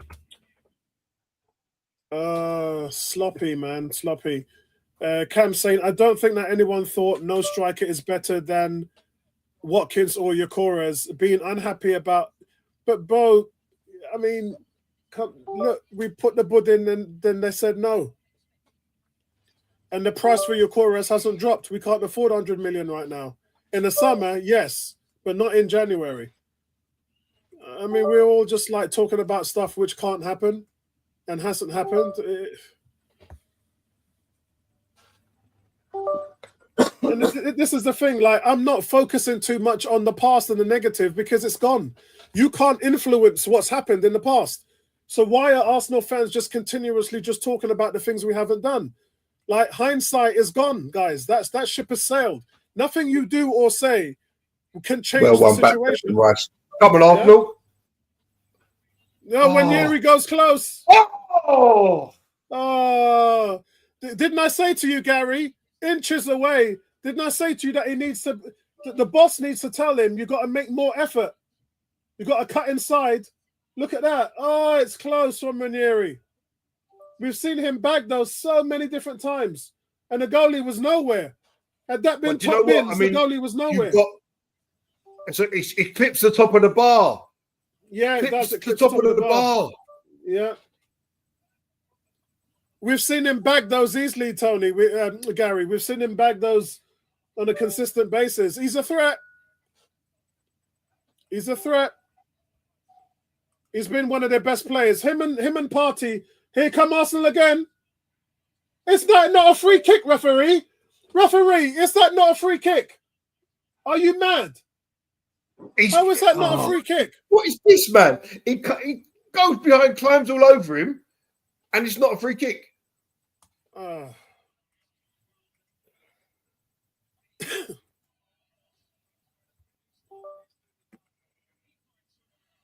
Stupid.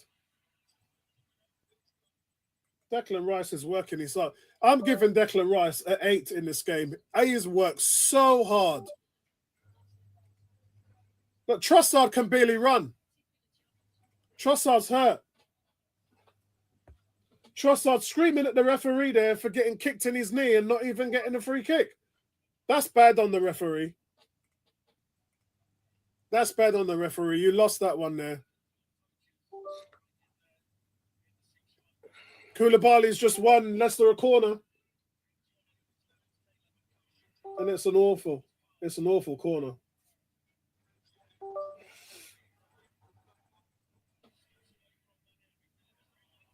Oh, well played by Declan Rice defending that far. I tell you, it could have been 1-0 Leicester.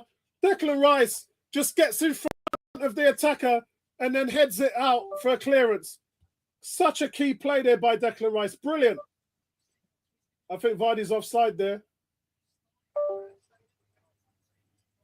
And the linesman doesn't give it.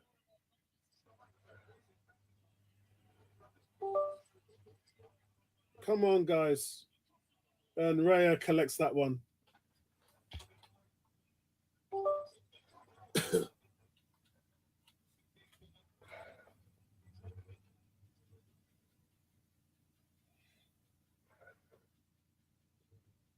Arsenal clear from the corner. Some tense moments now, Gary. Some really tense moments. Garfield is dead set on Leicester winning this game. Go and eat some lasagna, Garfield. Yeah, I think that's just banter, isn't it? I think that's just banter, Garfield. Leicester not kept a clean sheet in their last 20 games. Arsenal it's got to be substitution time. Yeah, Arsenal have to score today. Yeah, I think so too. 63 minutes gone. I think you've got to get the young kid in up striker. And look, Gary, if it doesn't work out, it doesn't work out. But at least you tried. Does that make sense? That's it. Try everything that you can, innit? Point having a striker on the bench because he's never really played. You're not playing him. He could be a world beater. Who knows? Yeah, and if he gets on and scores, then a star is born and you found another option. Do you know what I mean? You've got more to gain, Gary, than what you've got to lose. Oh, come on, Odegaard.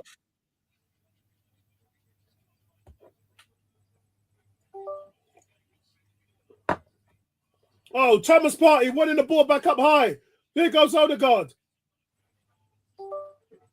Looks like a corner. Yeah, it's a corner. Thomas Partey again. Absolutely had a fantastic game. He's been the best midfielder on the pitch, easily. Followed closely by, oh, that's a foul on Ethan Winieri. Where's the booking? No yellow card. Arsenal pressing up high. Really, really doing a good job here. Thomas Partey shining. Odegaard shining. Ethan Winieri shining. Declan Rice having a good game.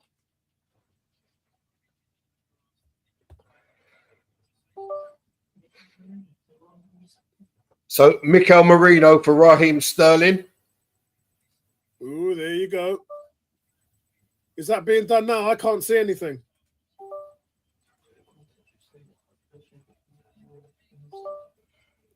Is that done? No, not done. Not done yet.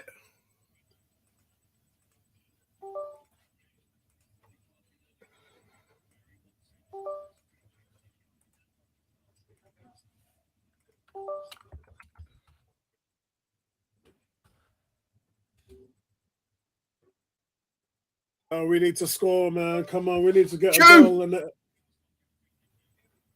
oh, Gary, I think you've popped ahead of me. 65-50, I'm on. Yeah, you popped ahead of me.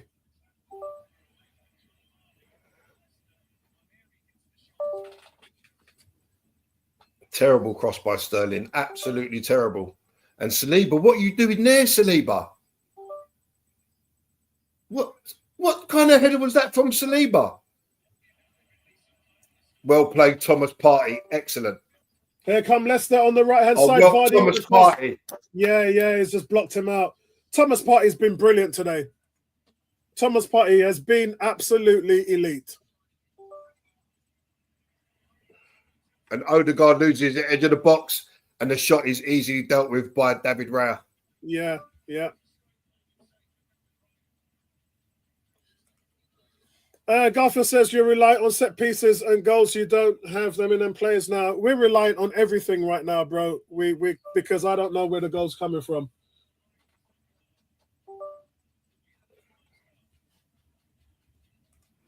We'll Oh! take. And Ranieri puts in a decent cross, and Trossard overruns it, and he kind of just clips it backwards instead of goalwards. Yeah.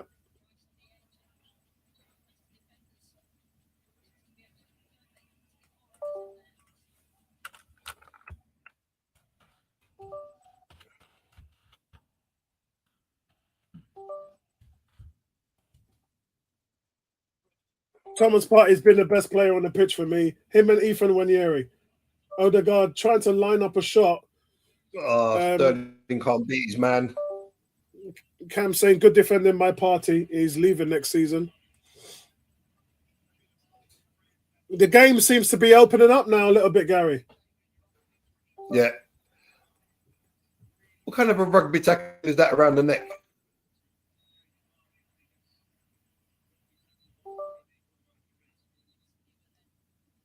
Yeah, so Mika Marino replaces Raheem Sterling. Okay. Sterling knows that he could have done better today. Worked hard, but it just didn't come off him. It's not...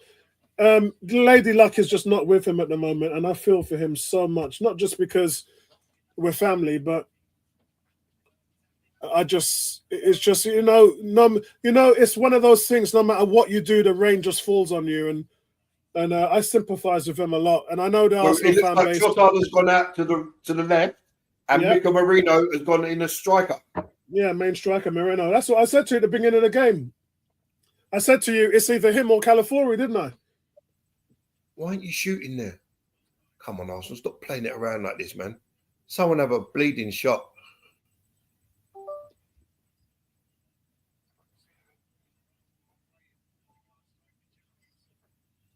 Did you hear Gabriel tell the boss that he'd play as a striker? He said, yeah, boss, leave it with me, I'll do it. Yeah, Saliba said it as well. He used to score bags of goals in the youth level. Oh, Ethan Wanieri with a turn, and he's outrun himself.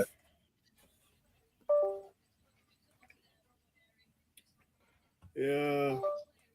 So, yeah, Sterling and Trossard really struggled today, man. Really struggled today. But guys, look, we've got 20 minutes left. There's a lot of football left to play, and we need to get a goal, man. We need to score. There's a lot of football left to play.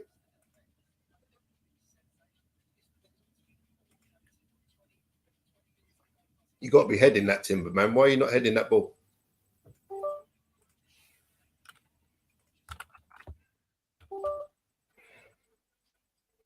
Here we go. Here we go again.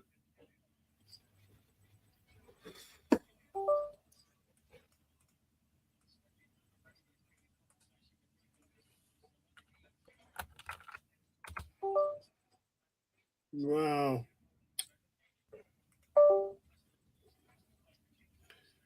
Yeah, Garfield is saying, watch Battle of Pooh tomorrow, lol. Sterling. Yeah, Spurs against Man United. I thought that was today. I didn't know that was tomorrow. Yeah, that's going to be crazy. Cam saying, counter-attacking is so mediocre. Why do we always let teams sit against us when we know it's our biggest weekness? Because there's not... if what a ball! Oh! Marino's missed it at the far post.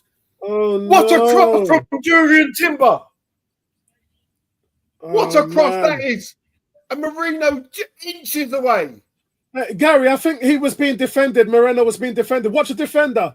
Watch the defender, Gary. It comes past the defender and he's just inches away. Stubbed them. Yeah.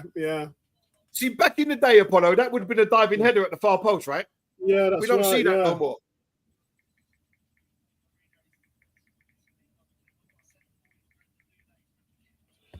Yeah, Gary. Yeah. Here come Arsenal again. That's handball.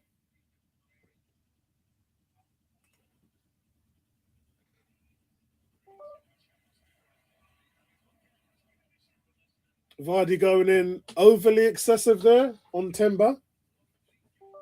Nah. Timber just telling him, look, mate. Oh, yeah. Newcastle's got a team out strong. Good. That's what I want to see. Big game for Newcastle today. Well played, Thomas Partey again. Oh, Marino, come on. Newcastle away to Man City.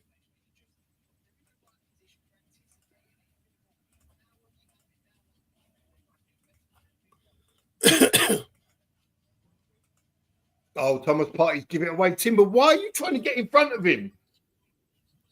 Here come Leicester, edge of the box, into the box, the cross. Three. Oh, my God.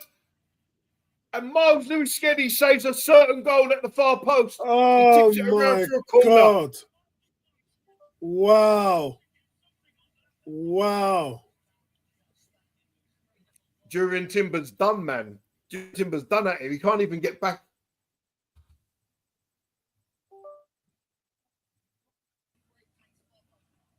Yeah, oh my God. He Miles just sorted his Lewis-Skelly. feet out and managed to stick out his right foot to turn it around the post. Yeah, that's the play of the game so far. That's the play of the game so far. That's the game. That's the play of the game so far. Corner comes in. And it's smashed clear.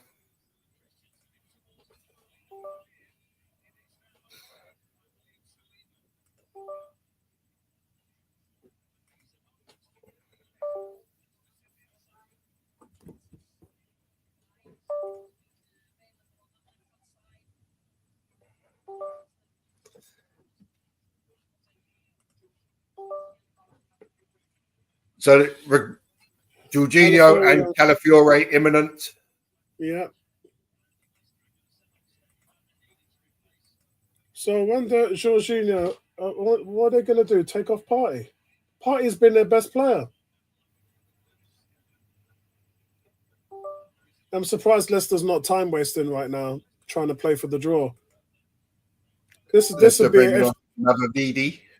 Yeah.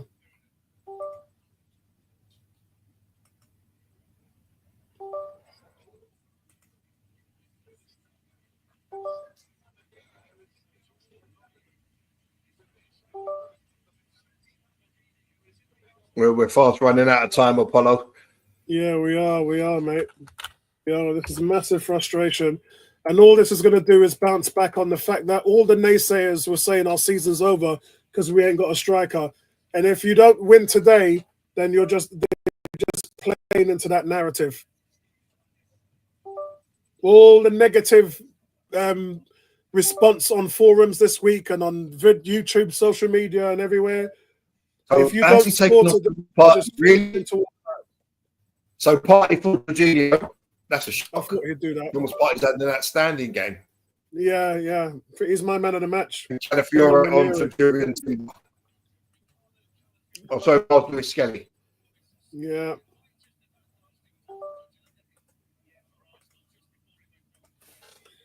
Yeah, I don't know how that. I mean, I don't know how the subs are going to affect us, but Lewis-Skelly's off, not Timber. It's a strange one when Timber's struggling, really. Timber looks shot, man. But you've got Ben White and Kivior on as well, and Zinchenko. You've got 5 left backs on the bench. Well played, Marino. Go on, Rice. You've got to release him. Go on now, Reverend. What you got? Oh, he hit the post! He hit the post! Oh, my God. Oh! Oh, no, with his right foot, he drives into the box, and it's a right-footed shot. Beats the keeper all end, and he smacked against the post. Oh, my God. Has it gone through the keeper's hands? I have to see it from behind. Oh, my God. Oh, he smacked it against the post.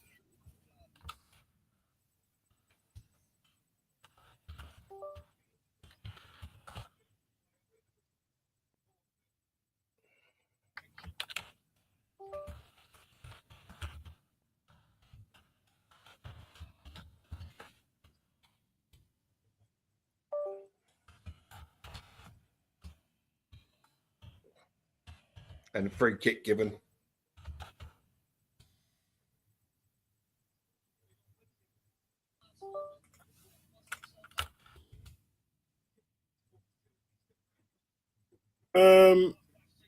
Yeah, see what, and that's the thing, Vincey. If you put Butler on, what will he do? It's too late now because he's brought on Moreno, so we're not going to see Butler today. But that was the whole point. Cam saying our 18-year-old saved us on defense, and our 17-year-old has hit the woodwork twice. He's hit the woodwork twice, Gary. I have no fear of putting kids in with that level of ability. Our squad doesn't have it. Yep.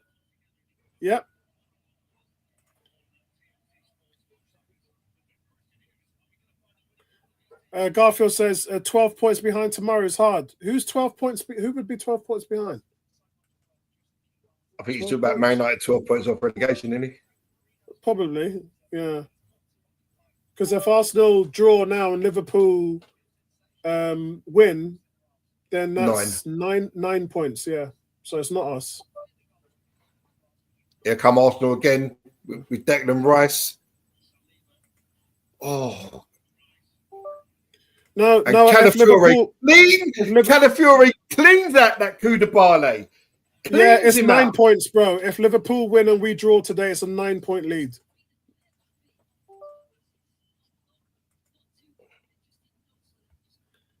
Winieri has just been excellent today. I mean, what do you do, man? What do you do, Gary? Who have Liverpool got? Wolves, didn't they? Yeah. And the Wolves manager came out and said, we're not going there to sit 11 men behind the ball. You'd expect Liverpool to win, but then listen, it's a game of football. You never know. Didn't they say that last week when Wolves was playing? Who were they playing and they won 2-0? Was it Chelsea? Oh God, I can't remember now.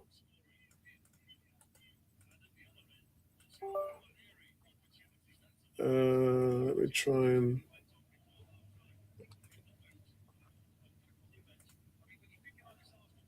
It was Aston Villa.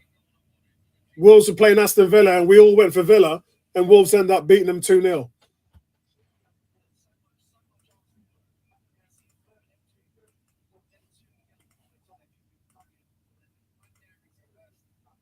It's our young kids that have carried us today.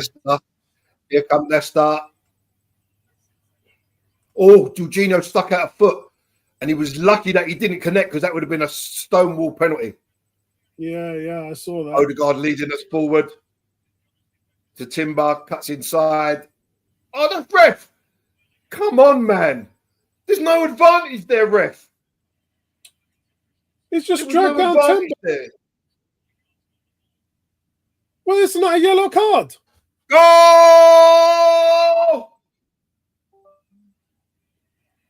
Go, Arsenal! Timber to Ranieri, the cross into the box, and Mikel Merino! What a great substitution! What a great substitution from Arteta. That is what you call man management. But that is what from Ethan Ranieri. That is what you call man management. Now, Ranieri with the assist and Merino with the headed finish. Absolutely brilliant header and brilliant cross. What a sub by Mikel Arteta. Onside. Hold on, he's offside there. No, he gets back onside really quick. Yeah. No, hold on. Yeah, he's clearly onside. And what a header that is. Brilliant. What a substitution by Mikel Arteta. Brilliant.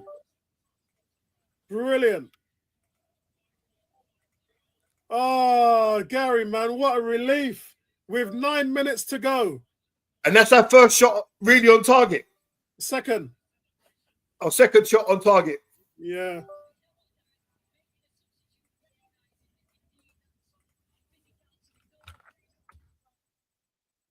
Cam says our new striker is off the mark.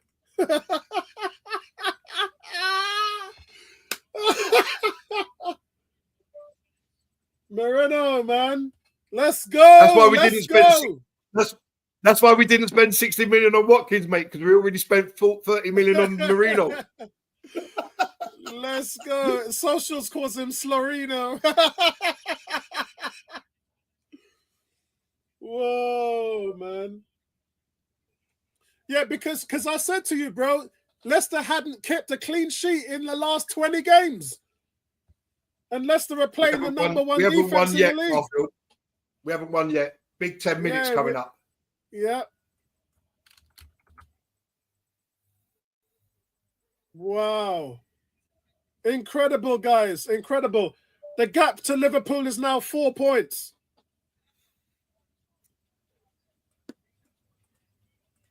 Oh, here come Leicester. Here come Leicester.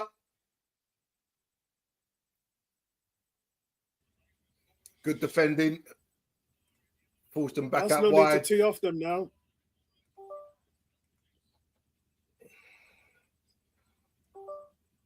And Odegaard carries it all the way downfield, keeps running. Vardy tries to chip him. Odegaard says, see you later. And he plays it out to Marino, who holds the ball. Well played, Mikel Marino. And Arsenal just slow it right down and keep the ball. Excellent play. Yeah. Oh, Gary, my nerves. My poor little heart can't take this anymore. Jesus Christ. Hey, D, awesome, awesome. Awesome, D.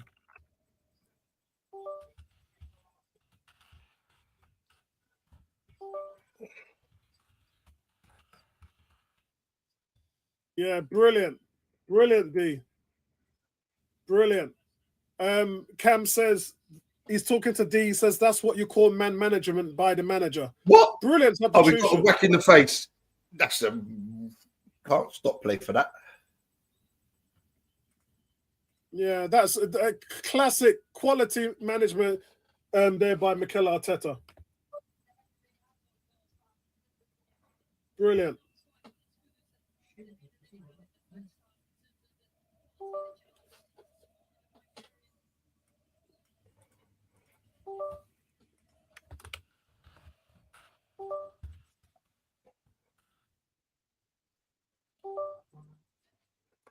I think if Marino would have started instead of Declan Rice, I think one of them crosses that when we put him would have been a goal, you know, because he's got more of an instinct for attacking, hasn't he?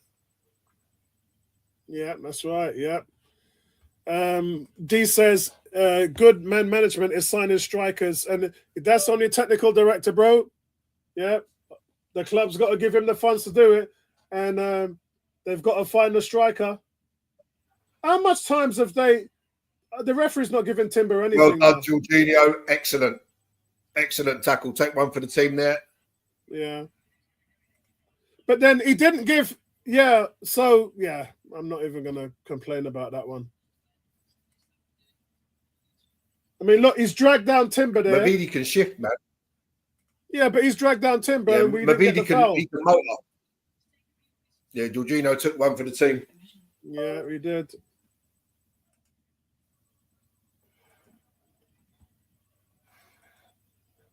Yep. 86 minutes gone now, guys. Squeaky bum time now, Gary. Cross comes in. It's headed up in the air and headed out by Gabriel. Great header again, Mikel Marino. Oh, Trossard. Just clear the ball, Trossard. All you had to do was hook it clear. You didn't have to do nothing else with it. Just hook it clear. Yeah, I think that cross is... The thing is, Thomas Partey and Wanyeri have both been fantastic. Hard to choose man of the match, but because of the goal, I'm going to give it to Wanyeri. Oh, well played. Well played. Oh, Trossard went offside again. That's it. Well played, Calafiore. Take it to the corner, Trossard. To the corner. Yeah. Miguel Marino! 2-0! Wow! Oh my God! So Calafiore carried the ball. He released Trossard. Trossard takes on his man, crosses it to the far post, and Miguel Marino arrived. Bang! At that. Unbelievable. Unbelievable. Where did that come from? When has Miguel Marino been a striker, guys? Unbelievable. Do you know what, Apollo? If you're an actually attacking player, Yeah, which like, he is. as a number 8, you sense positions where you can be. You know. Yeah. I mean, Look how Moreno makes this run here. What a ball from Trossard, and what a finish! Opened his body, used the correct foot. Brilliant. It's brilliant, mate. It's brilliant. That's game over. So it's funny. Trossard hasn't been in the game. Comes up with a brilliant assist in the 88th minute. Yeah.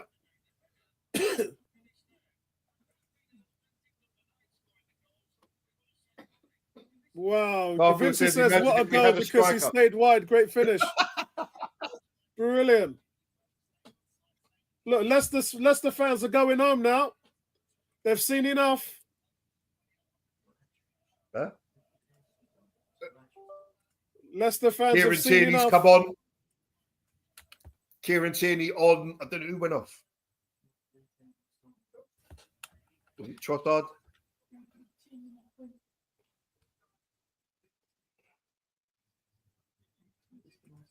Wow, what a result, man. I mean, guys. Yeah, Trossard came off the assist. If they found a new number 9, guys, he might not be a natural striker, but his movement and his finishes are really tidy. He's a danger in the box. And remember, he led. And Gary, remember, he led Europe in duels last season. Are we seeing Havertz part 2 here? Like I said, if you're a naturally attacking player as an 8, and you can sense where the ball's going to be, there's no reason that you can't play 9. Socials is killing me with showed twice. Slarino. Two crosses come in, and he's been in the right. I think you're seeing to finish the ball. I think you're seeing a Havertz part 2 here. Vinci says, I may have to take my concerns about Moreno. Best I've seen from him today, and he's a sub. Looks very versatile. Yeah, and you know that from the Spanish team. I was talking to one of my mates last week, and they said when Morata was injured for Spain, they put Moreno up front for 2 games in some of their qualifiers. So it's not the first time he's played before. That's why I said pre-game, I said either Calafiore or Moreno is going to play as a striker in this game. For that reason alone, that both of them have got experience playing as a striker. Calafiore, though, played as a striker at youth level. But Moreno's played as a striker at the international level. So Socials goes, can we just have to play funky football for the rest of the season? It's going to look awkward. There's 4 minutes added on, guys. 4 minutes added on. Arsenal are home and hosed here. Declan Rice has took a knock after that tackle. Yeah. They've worked hard today, mate. Yeah, they've worked hard today. Partey and Rice have been brilliant in the midfield. Yeah.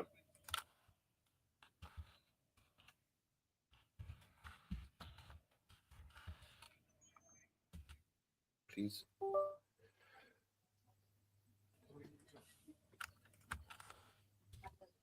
Cam saying Mourinho, Arteta will be called a genius now. Yeah. Look what he said. He says Kai could have never scored 2 goals in one game. Internal solution. Let's effing go. Mad. This is Gary. This is the kind of result that just lets you walk out for the weekend with a skip in your step. Do you know what I mean? This is brilliant. It's been a tough game. It's not been easy, Gary. Not been easy. Moreno looking like Olivier Giroud out there. We've been strong at the back. Yeah. And we took a couple of chances in the second half. We should have taken a couple in the first half. Does anybody agree? Moreno looks like Olivia shot straight at the keeper. Moreno looks like Olivier Giroud out there. Does anybody agree? Bit faster. Yeah. Giroud could have never made it down the pitch in that amount of time. Oh God.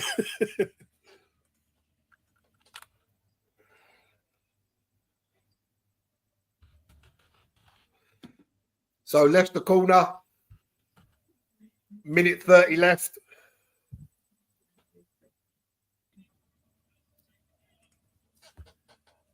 Liverpool got some hard games coming up as well. They got City, they got Newcastle coming up. Wolves is not going to be easy. That's the reason why you wanted. Yeah, that's the reason why guys like Garfield wanted us to draw today, so that Liverpool could run off into the dust with a 9-point lead. But that's not going to happen today. And Liverpool got some tough fixtures, man.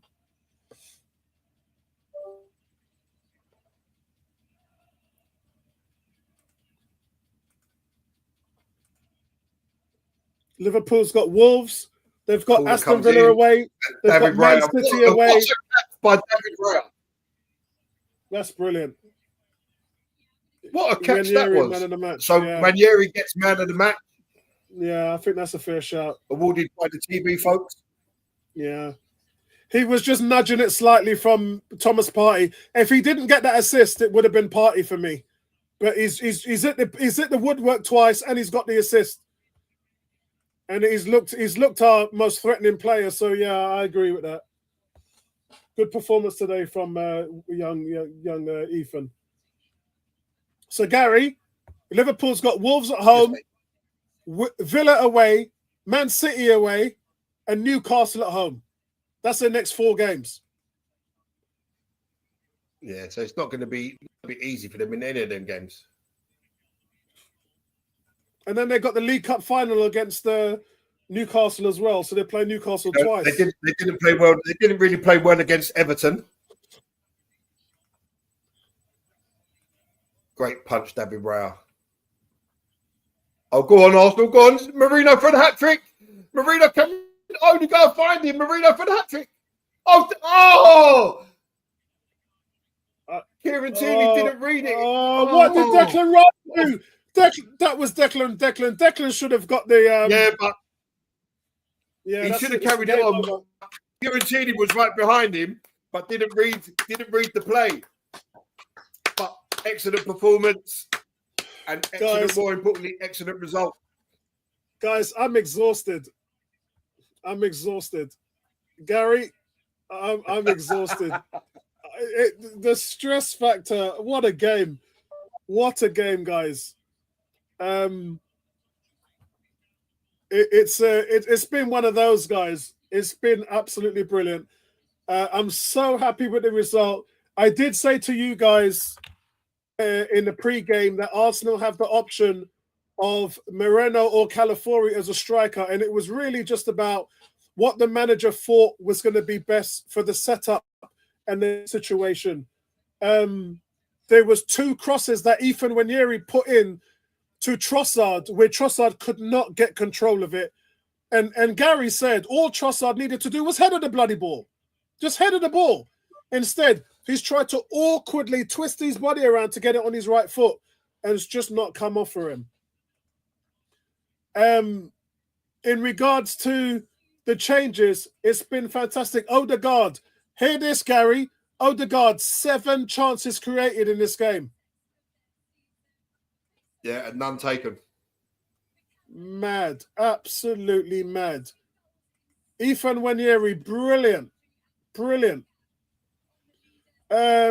Right, let me just get this. Where are we here? Let me just get this here so I can let Gary have his little say while I do the player ratings. Right, yeah, Gary, what's your thoughts on the game? What's your thoughts overall? Yeah, so I think the first half we was a bit sloppy, especially going forward. We were solid at the back, solid in midfield.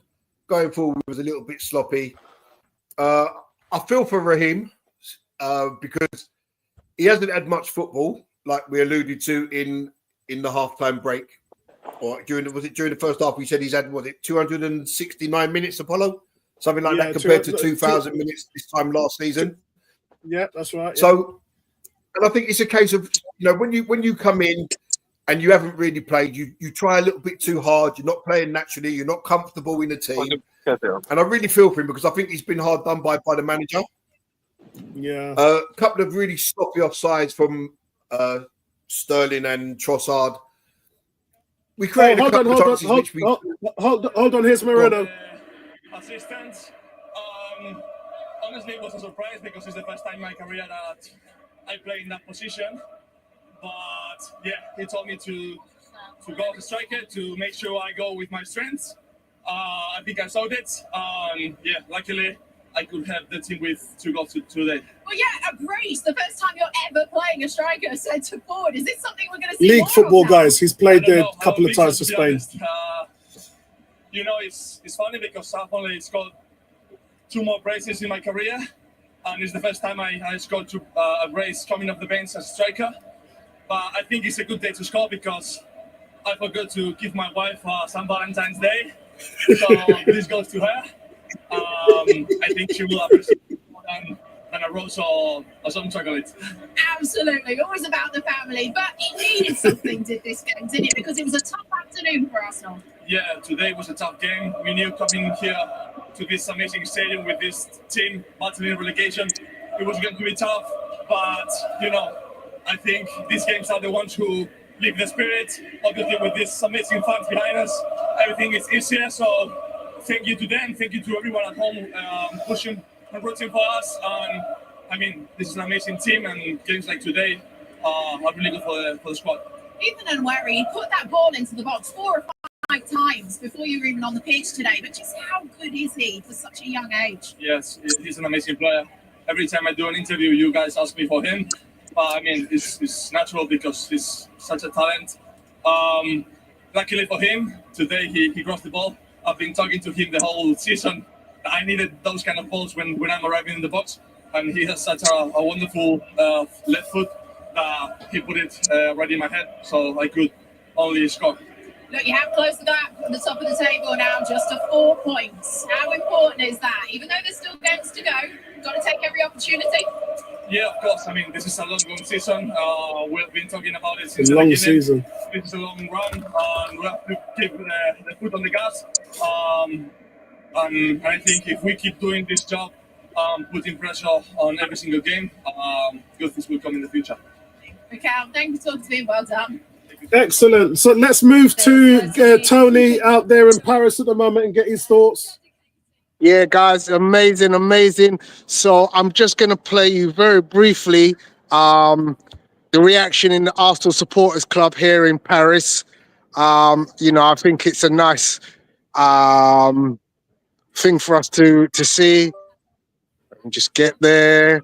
This was the first goal.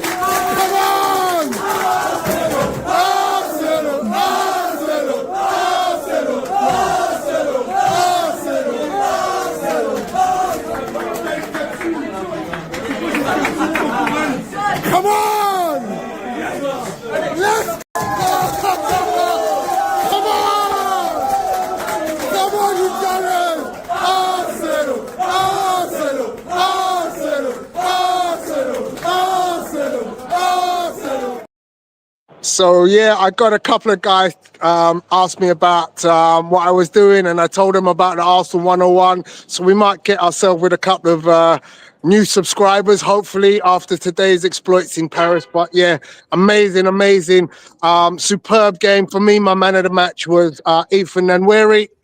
I feel like in the pub, that was the feeling for most of the people around. Every time he did a little skill that led to anything positive, the whole pub erupted. It was if like they felt that he was the one that was going to crack open this game. And that was the way it was, that lovely lofted pass onto the head of Mikel Moreno, a great opener. And it was just a great feeling to be amongst the international Arsenal massive. Great game. Really enjoyed that. Excellent, Tony. Listen, Thanks for joining us, and shout out to you on your travels. Good luck, and hope you enjoy the rest of the weekend. You can walk down the street now with just a bump in your step, and Yes, sir. brilliant game today. Brilliant game. Take care, guys. All right, nice one, man. Nice one. Gary, sorry, you can finish with your synopsis, and then I'll do the player ratings. Yeah, so I was going to say, like in the first half, a little bit sloppy, but in the second half, we still was tight at the back. Leicester didn't really have anything to hurt us. I thought Thomas Partey was outstanding.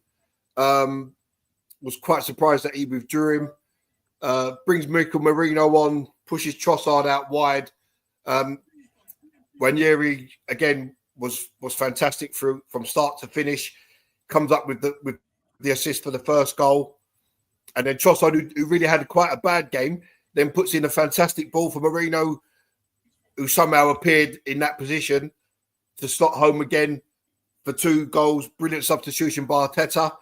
So full value for the win. I think most of our wins now are going to be built off of our defence. Excellent, and then excellent. it's up to us to take what chances we can. Yep.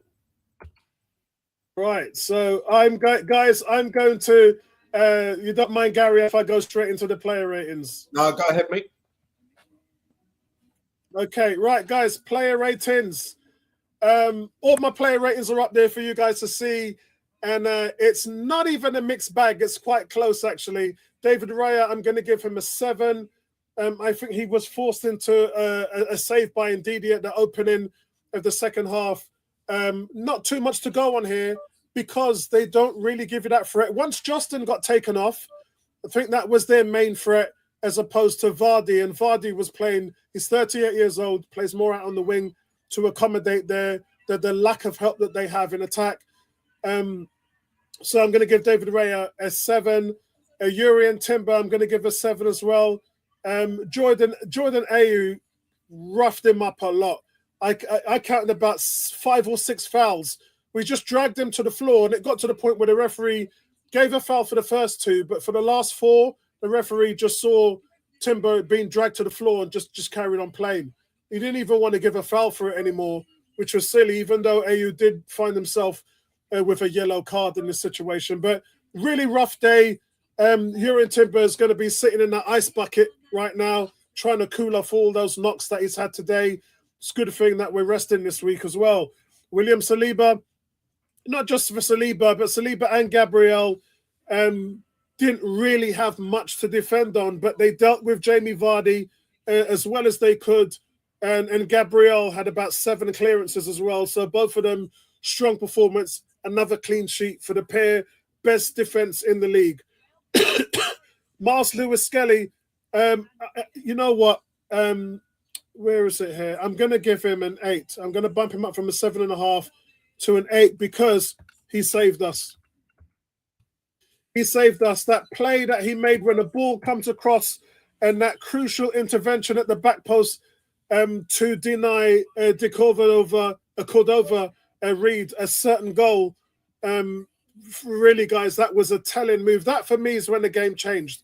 That's when you knew, all right, we're not going to win this. We're going to go. We're not going to lose this. We're going to go on and win this game.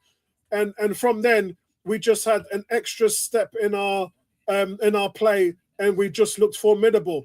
Moving on to the midfield, Thomas Partey, it was an 8. I thought he was absolutely elite defensively. He broke up every single attack that Leicester had through the middle, and that's the reason why Leicester had to go wide, for the sheer fact that they needed to avoid playing in front of Thomas Partey. And not just that, but he was winning the ball on pressing high and starting attacks after attacks after attacks. You won't know that because so many balls was played through by Odegaard. Odegaard created 7 chances today. And a lot of that, 4 of them, was because of Thomas Partey winning the ball in the midfield and going straight to Odegaard. And that was a link-up that they used to have. That was the partnership that both of them so strongly have. And on the flip side of that, Declan Rice working so hard. So Partey gets an 8 today. Declan Rice gets a deserved 7.5 for the sheer hard work he had today, just running box to box, just trying to stick the glue together, of which was struggling on the top end. And I thought It was a very sound performance from Declan Rice in all phases of the game, offense and defense. Declan Rice did have his chances, but just was wrong-footed in a few instances. Martin Odegaard, guys, a strong 7.5, 7 chances created. Just the little chips and flicks he had, 2 of them enjoyed over to Trossard, which Trossard just fluffed his lines. But that doesn't tell you about the quality that Martin Odegaard had to provide. He had another one where I thought Sterling, nice little flick on the left-hand side to Sterling, and the defender made a great play on it. Otherwise, Sterling was through on goal there. And so those are the things that you won't hear people talking about with Martin Odegaard, how he influences the game with his pass in the final third. And he doesn't get rewarded for it. That's the whole thing, guys. Yeah, doesn't get rewarded for it. So on top of that, Ethan Nwaneri, guys, just absolutely, he hits the bar twice, hits the woodwork twice, and then provides the assist on the first goal and just looked absolutely perfect in that role. Not used to. Remember, we're talking about a guy who plays in the midfield who they want to groom as the number 10. They want to groom him as a guy who plays behind Odegaard in that sort of Smith Rowe position. But it looks like he can play anywhere because just the way how, I mean, did you miss Saka today? I don't even think you can say you missed Saka. This is the only game in 2 months where fans can say, this is the only game where the fans can say we didn't even miss Saka because the guys provided you creativity in the first half. I said to Gary, Arteta's going to go up to him at halftime and say, brilliant, Ethan, you've done everything I've asked you to do, but now can you cut inside? Can you play more central and add a little bit more of a goal threat in the middle? And that's what he must have said, because that's exactly what Ethan did. You saw him shift more centralized, started to get on the back end of 2 lovely runs from Odegaard, and then he's hit the woodwork twice. That's the kind of thing that the manager is doing, working with these players and just bringing them to that second level. And just brilliant. And most of this, guys, is from Arteta. You don't see it happening on the top end, yeah? But it's all being done on the bottom end by Arteta. He's the one that's pushing all this in terms of Ranieri's performance and then bringing on Moreno. That is all Mikel Arteta. Brilliant stuff. Absolutely brilliant stuff. So he gets a 9 for me. Trossard, really poor. He's got a 5. It would have been a 4, but he's earned himself an extra point with the assist for the second goal, which it just looked a little bit more natural in his game playing out there on the left, didn't he, Gary? Yeah? A little bit more natural in his game playing out there on the left, providing a pinpoint cross, good vision, and then makes the second goal. So I'm going to give him a 5, but his overall game was really poor. Same thing with Raheem Sterling. Raheem Sterling gets a 5, just really under the cosh today, and he's trying so hard, but just nothing is coming off of him. It's criminal, really, what's happening to him, and I really feel for him so badly. Mikel Arteta, guys, with the press at his feet, with the fans, the negative fans that's grappling it in, waiting for things to go bad, and losing all of his attack, literally down to the bare bones. And then a master stroke in Mikel Merino, and just brilliant from the manager today. Keeping a clean sheet as well, 2-0 away from home. This today, guys, is Mikel Arteta's longest unbeaten streak at Arsenal. Officially now, 15 games unbeaten in the league. And so he's getting a 9 from me today. Gary, you got the conch. Yeah, so David Raya, 7. I thought everything that he had to do, he done very comfortably. A couple of really good catch towards the end of the game, and another when he came and punched. So he was solid. During Timber, I'm going to give him an 8. I thought he defended really well. Got forward, was being tugged and tripped and hassled all over the gaff. Just got up and carried on. At one point, I thought he was literally done, but he found a second wind. And he just carried on really good today during Timber. Saliba and Gabriel, like you mentioned, they didn't really have a lot to do, but they dealt with Vardy, both of them, like really well. Anything, they headed clear, they played around him. So they was really good today. Again, another solid performance from them both. I'm going to give them both 7.5s. Lewis Skelly, excellent clearance at the far post to stop a certain goal for Leicester. Used the ball well. Everything that we've come to expect from Lewis Skelly we saw today. Composed on the ball, strong in the tackle, and great defensive awareness. An 8 for him. Thomas Partey, I thought, was outstanding, especially in the second half. Broke up stuff, turned out of danger, just like he had a sixth sense. He could just tell the danger was there, and he just turns away from it effortlessly. So 8.5 for Thomas Partey. Declan Rice, I'm going to give him an 8. I thought he was really good today. Got up and down, tackles. Maybe he could have had a goal or at least a couple of shots on target, especially the one right at the very end. But I think that came down to just a bit of tiredness, really, after the work that he's put in through the whole game. So 8 for Declan Rice. Odegaard, I'm going to give him an 8.5. I thought he was absolutely outstanding. He should have had a couple of assists today with the balls that he's put in for Trossard and Nwaneri. Say 7 chances created, and he hasn't got 1 assist. So that tells you what's lacking around him. But nevertheless, he was really good today. When Yeri gets my man of the match, I'm going to give him a 9.5. Hit the woodwork twice.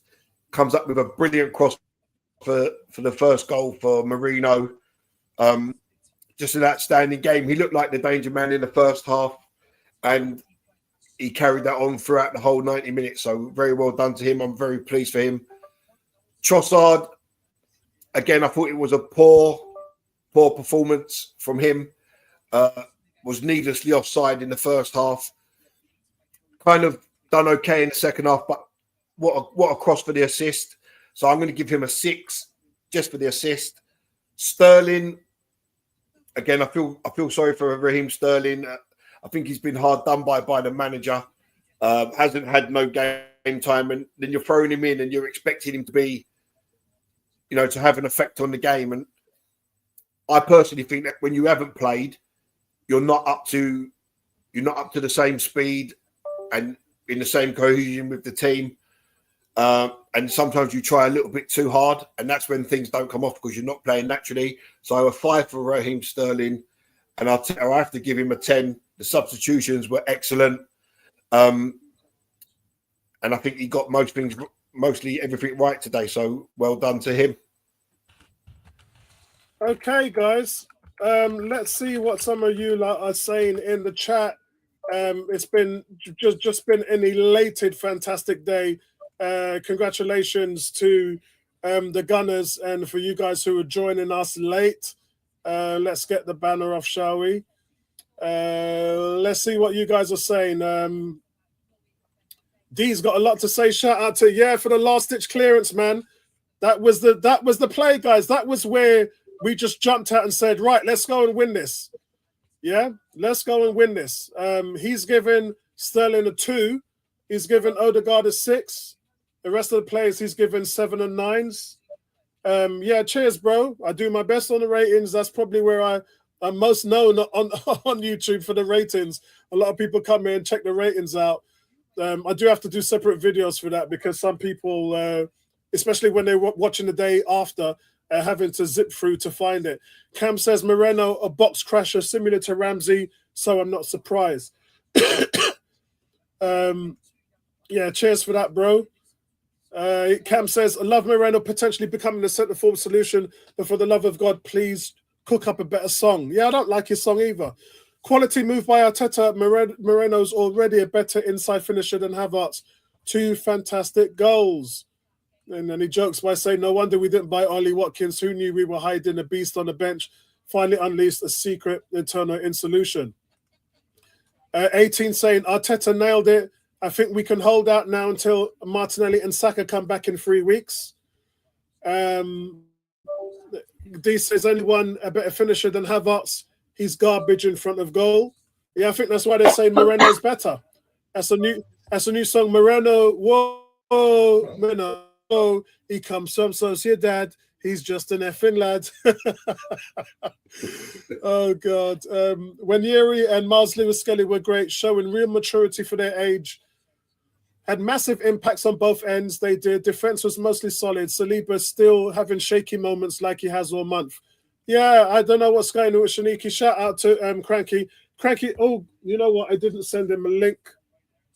Let me send you a link if you wanted to come on and do player ratings. If you didn't, then that's okay. Let's get the link here. Yeah, they just showed that Miles Lewis-Skelly goal clearance again, and he gets his feet stuck underneath him, but he has the presence of mind just to stick out his right toe, and that's what deflects out to the corner. Right, Cranky, I've just sent you the link in the chat. If you wanted to come on and do player ratings. Cam saying, great man management by Arteta. Wanyeri and Saka must play together. Both are our only consistent goal threats. Could you imagine if we had Wanyeri? It wouldn't work on the. He's not as two-footed as Saka is. Saka, when Saka was a left back, he was used to playing on the left-hand side. So I would argue that you could play Saka on the left and Wanyeri on the right. Yeah, you could put Saka on the left. Yeah, I don't see why. Do you remember, Gary, the amount of nutmegs they used to give defenders when he's playing on the left? Sometimes, I mean, I understand why you want to play players on the opposite side, but sometimes you just have to say, look, mate, you're left-footed, go play on the left. Yeah. No, agreed. It's no different. D says, Apollo, are you going to stream the Juve PSV game? You know what? That's not a bad shout because we've got to play the winner. That's not a bad shout. I might do. It depends how I feel. I'm not doing as much. Sorry, mate. Is it guaranteed it's the winner of Juve PSV, or is it the other two teams and then it gets drawn again? I think it's guaranteed now, isn't it? I haven't checked that up though, so it might be worth looking it up. Whoever's because I thought it was one of 4 teams. It was, but that was before the last 16 games. Now, no, I mean, it's the second leg, isn't it? So both teams are still, all 4 teams are still in it. Yeah. So yeah, that might be a possibility. Someone could you look that up? For me, it's still 4 teams until the tie is over. Yeah. So that could be the case. So yeah, I might be. But yes, as he said, Wanyeri and Saka must play together. Both are only constant goal threats. Wanyeri unlucky today; he didn't score, but but he created. So when you assist, it's as good as a goal, right? And that's that's where you have it. Cranky, shout out to you, bro. How you doing?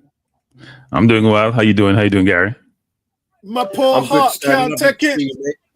My poor heart can't take it. It wasn't the best watch actually because for the first 6 to 7 minutes, the Leicester goalkeeper didn't have a lot to do, did he? No. Right? We weren't threatening him much. And I know you guys are giving Arteta a ton of credit. He deserves some credit. But I would say this. The US commentator was saying Marino in the middle from the game started about options. He was saying Marino should be considered in the middle. But I think he says played there some other time. I don't know when. I don't know because I've heard he didn't play there. Was you listening to the US commentator or me? Because that's exactly what the US commentator was saying that. I wasn't listening. The US commentator was saying Marino can play in the middle, is the option. And I'll say this. So sometimes we're going to give coaches so much credit for certain things, and they deserve some credit. But there have been situations in the past, in the last 2 years, where we've seen that, right? He will be playing midfield. He was a winger. Joe Linton playing midfield. He was bought as a center forward. Somehow you get desperate. I think both Iwobi and Joe Linton was about them down to 10 men and need somebody in the middle and realize, they can play middle. So maybe coaches should experiment more. Yeah. Maybe that's what it tells you. They should experiment more because you have players slot into certain slots and you don't move them because you have a view that's how they can play. And Marino has size. He has good ball control. He scored goals from crosses when we have those set pieces. He's always on the end of them. May not always score. So it gives some indication he may have some ability in front of goal, which he demonstrated today. Now, I looked at your ratings. Give the Giroud comparisons. I wouldn't go that far. Giroud is unplayable in the air. He's unplayable in the air, right?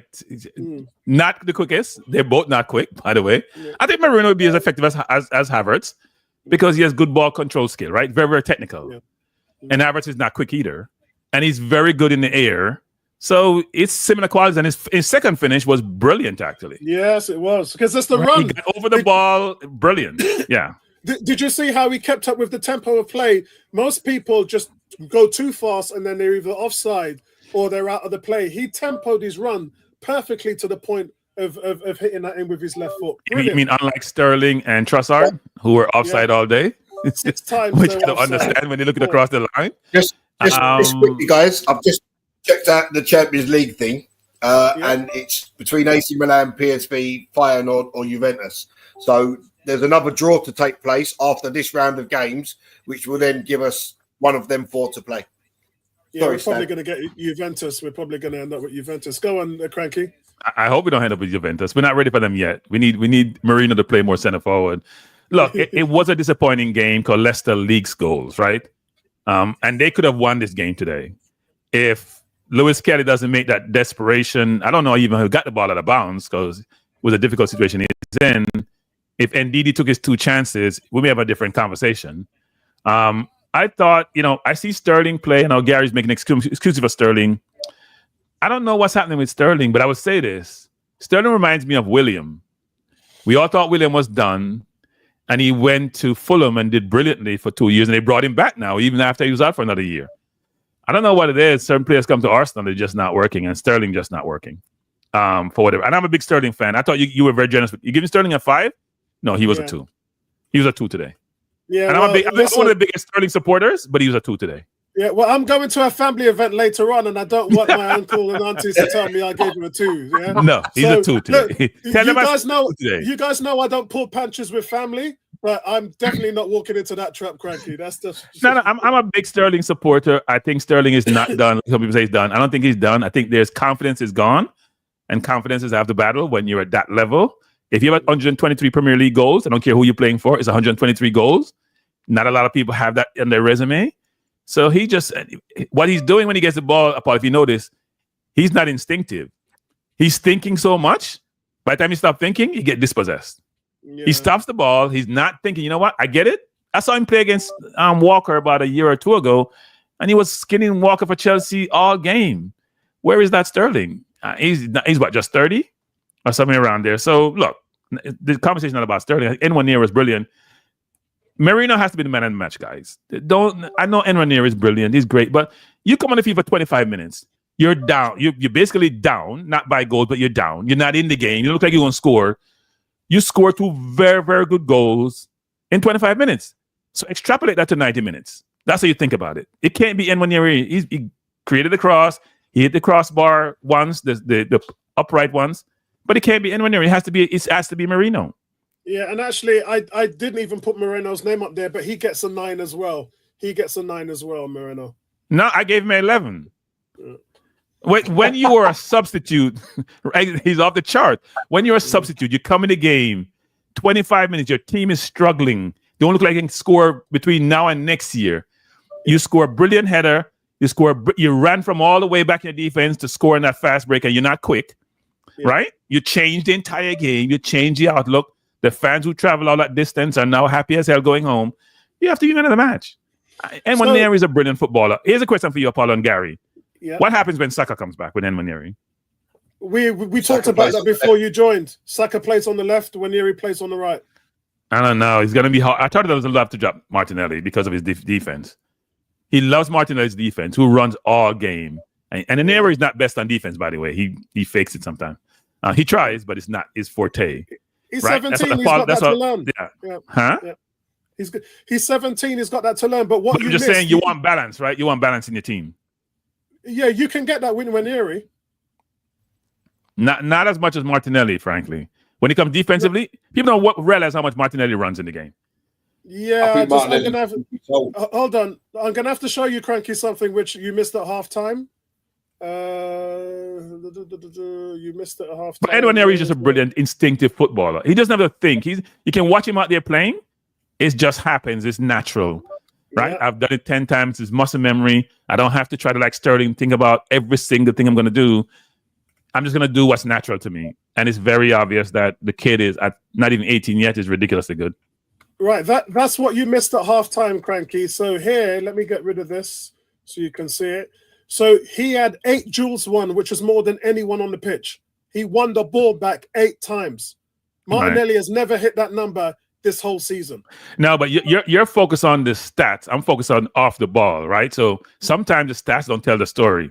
No, when you watch out Martinelli playing, and offense. No, I understand. But when you watch Martinelli playing, you got to think about who you're playing against too. Yeah, a team that turns the ball over a lot, right? So okay.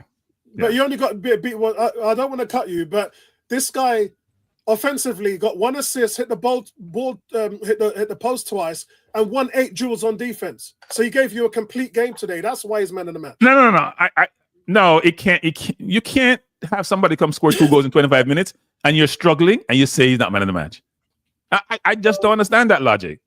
We love the kid. He's an academy graduate. Yes, we love the kid.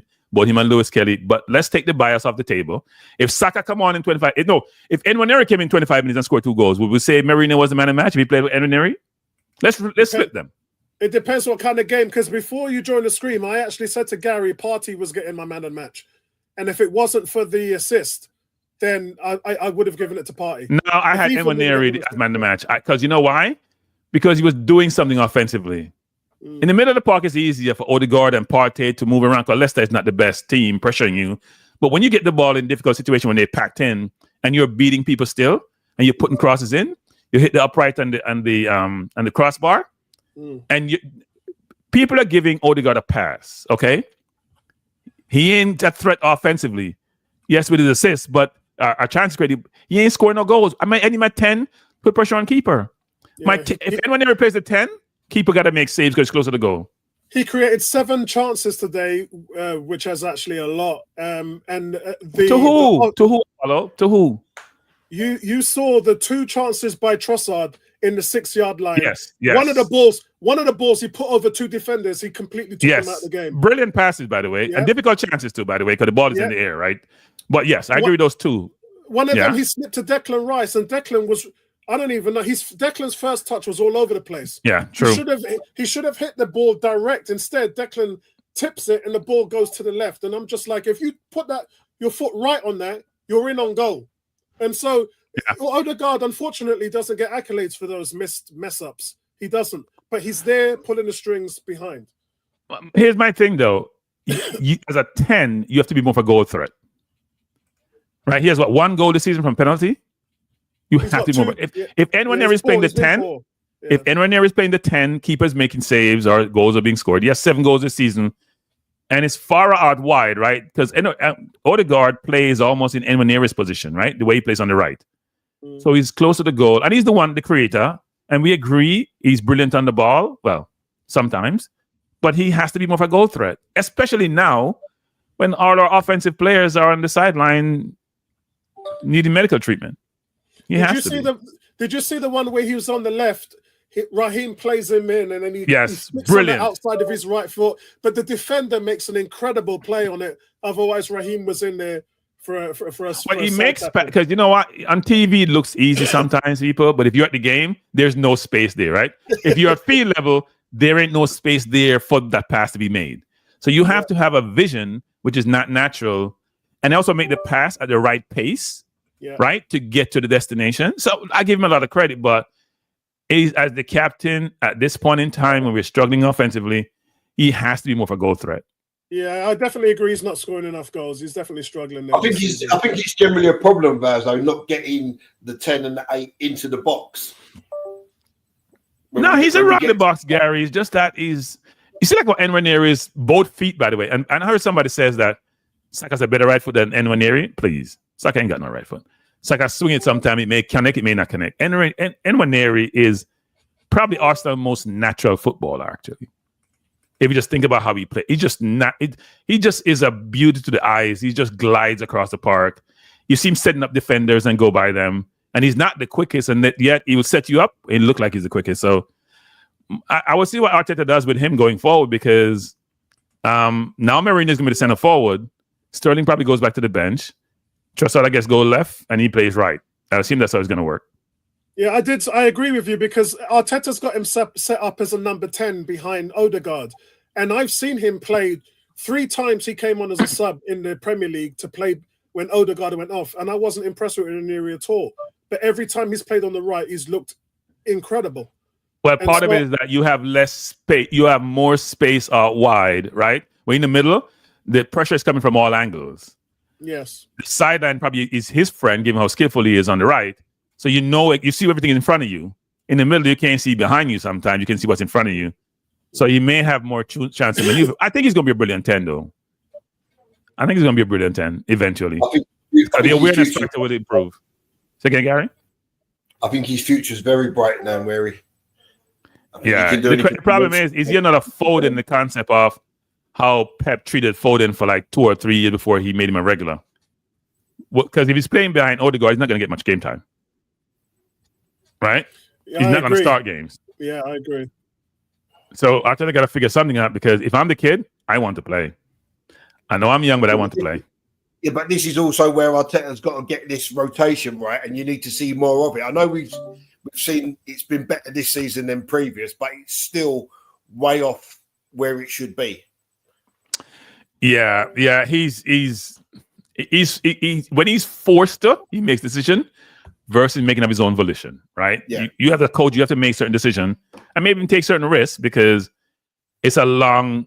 The period is long, the year is long. You have a lot of games to play, and you can't just rely on the same people over and over again. And every player now, well, not every, but a lot of players now are complaining about the workload. People are dropping like flies, not just for Arsenal. Look at Spurs, for example. Yeah, no, not Spurs. Brighton are the most injury hit team in the league, above Spurs. But see, Brighton have a lot of young players, right? They're all good. Unlike some team where have drop off between the quality, Brighton players are all very similar in terms of capability. So you drop one, another one just plug in. Look at they gave up what's his name, Ferguson, to go to West Ham, because they have so much similar players, and he was a star 2 years ago. So yeah, but I'm glad we won. I thought we should get credit because he made the change. It worked, and when you make decision, it worked. Then you should get the flowers that come with it. Yeah, man. I mean, as I said. He had played for Spain. He had come off the bench twice to play in for Morata, but club level he's never played there. So this is the first time he's played there for club level. But I said before the match, our options was Calafiori, because Calafiori played in the under-21s as a striker, and he can do that job, or Moreno. So I wasn't surprised when they brought Moreno on. I was talking about it throughout the whole game. But he looked a little bit like Giroud in his movement and the way how he, I've seen, this isn't the first time we've seen him. He's had 3 headed goals this season. Moreno. Yeah. He's been good on crosses, yeah. Yeah. So I think it's a case of when you're naturally gifted in an attacking sense, you can work out roughly where the ball's going to land and position yourself to get on the end of it. Whereas someone like Declan Rice is not really that guy that's going to score you a bag load of goals because he hasn't got that attacking nous. Yeah. So when we see the crosses in the first half and Rice is literally behind the guy, Marino or even a Havertz thinks, well, if I put myself here, I can get ahead on that.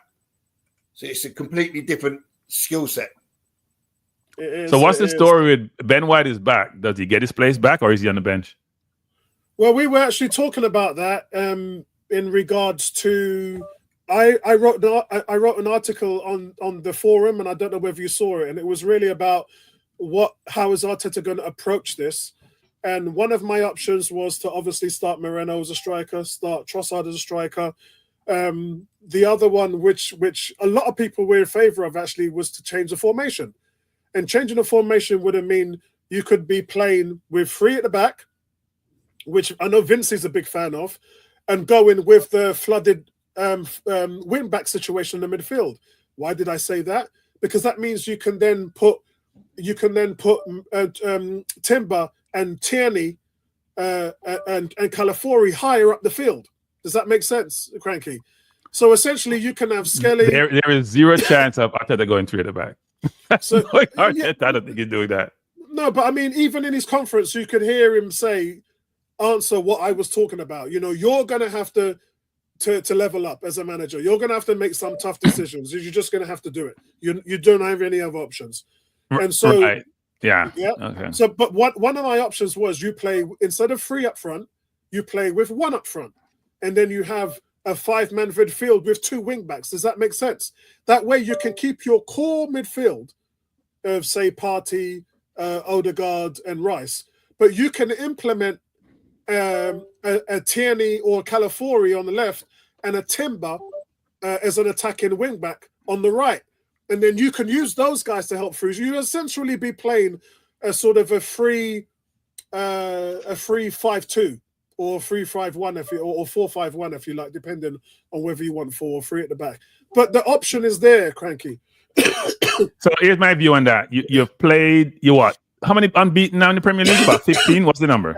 That's a record 15, now, 15, yeah. So if you're 15 unbeaten and what you set up works, why would you change the setup? Which is you why got to change the personnel, right? You got to change the personnel, not the setup, right? So the setup to me works. And we have 4 defenders, and we're playing inverted. We're playing 3 at the back anyway, because we're playing them inverted, mainly on the left. So you're almost playing 3 at the back anyway, right? What you want is how do I create more offensive punch in my team? I think my midfield has to do more offensively. Like you mentioned, Declan Rice not controlling the ball in dangerous area. You have to take those opportunities when you get them to then put pressure on the defense, because then they got to play closer to your midfield, and then your forwards get more opportunity. It's all this is all interlinked. So I do think he'll stick with the formation he has. I think he probably found his center forward. Yeah, because I said we have 3. This sounds really derogatory, but 3. I call them midgets up front. Let's say 3 people of short stature up front. The Three Stooges. Call them the Three Stooges. The Three Stooges. That works for me. We have some size. We now have some size in the center forward spot, which is great. Which is great. So then, because we get bullied in the air, right? That's why people say cross in the box to who? The box to cross it to. But here's the stickler, Cranky, right? At halftime, I turned around and a couple of people in the box in the chat who wasn't big fans of Havertz came out and said, you know what? I've beaten this guy up all season, but now I can actually see what the guy was doing. Because it's not the goals, it's not the defensive. Say, look, he's good at defense. He's got 15 goals, but it's the interlink play. You're missing all of that. Like, we couldn't even convert today. This guy manages to stay online, brings everybody into play, and then the attack flows. It goes Partey, Odegaard, Havertz, and then everything else works itself through. And today we were just lost. In the first half, Odegaard putting the balls over 6 times, got caught offside. It's like you don't have that problem with Havertz. So they were bad offside as well, man. They were bad all offside. over the damn place. I don't know why. So like Sterling is looking across the line. I think his confidence is 0. He's looking across the line and he's still running outside. You can see the plane in front of you. With his speed, well, his old speed, I don't know if he still has any speed. He doesn't need to be going ahead. He should be running away from people. So, yeah. Hopefully he finds his form, because we're still going to need him. We have a lot of games to be played. Yeah, because all the situation has told us now is that we have a bench option. Does that make sense? So before today, I said to them, Cranky, I said, look at our bench, guys. We've got 5 left backs and 2 central midfielders. Which was interesting, actually. But I do think 2 of our left backs, Calafiori and, to me, Tierney, can play on the left. Yeah. I think Tierney will get balls in the box. He's our best crosser. Yeah, he is. I think he can get balls in the box. Yeah. All right, guys, closing comments. Gary, let's hear from you. What was your overall thoughts today? Yeah, so listen, end of the day, we've got the job done.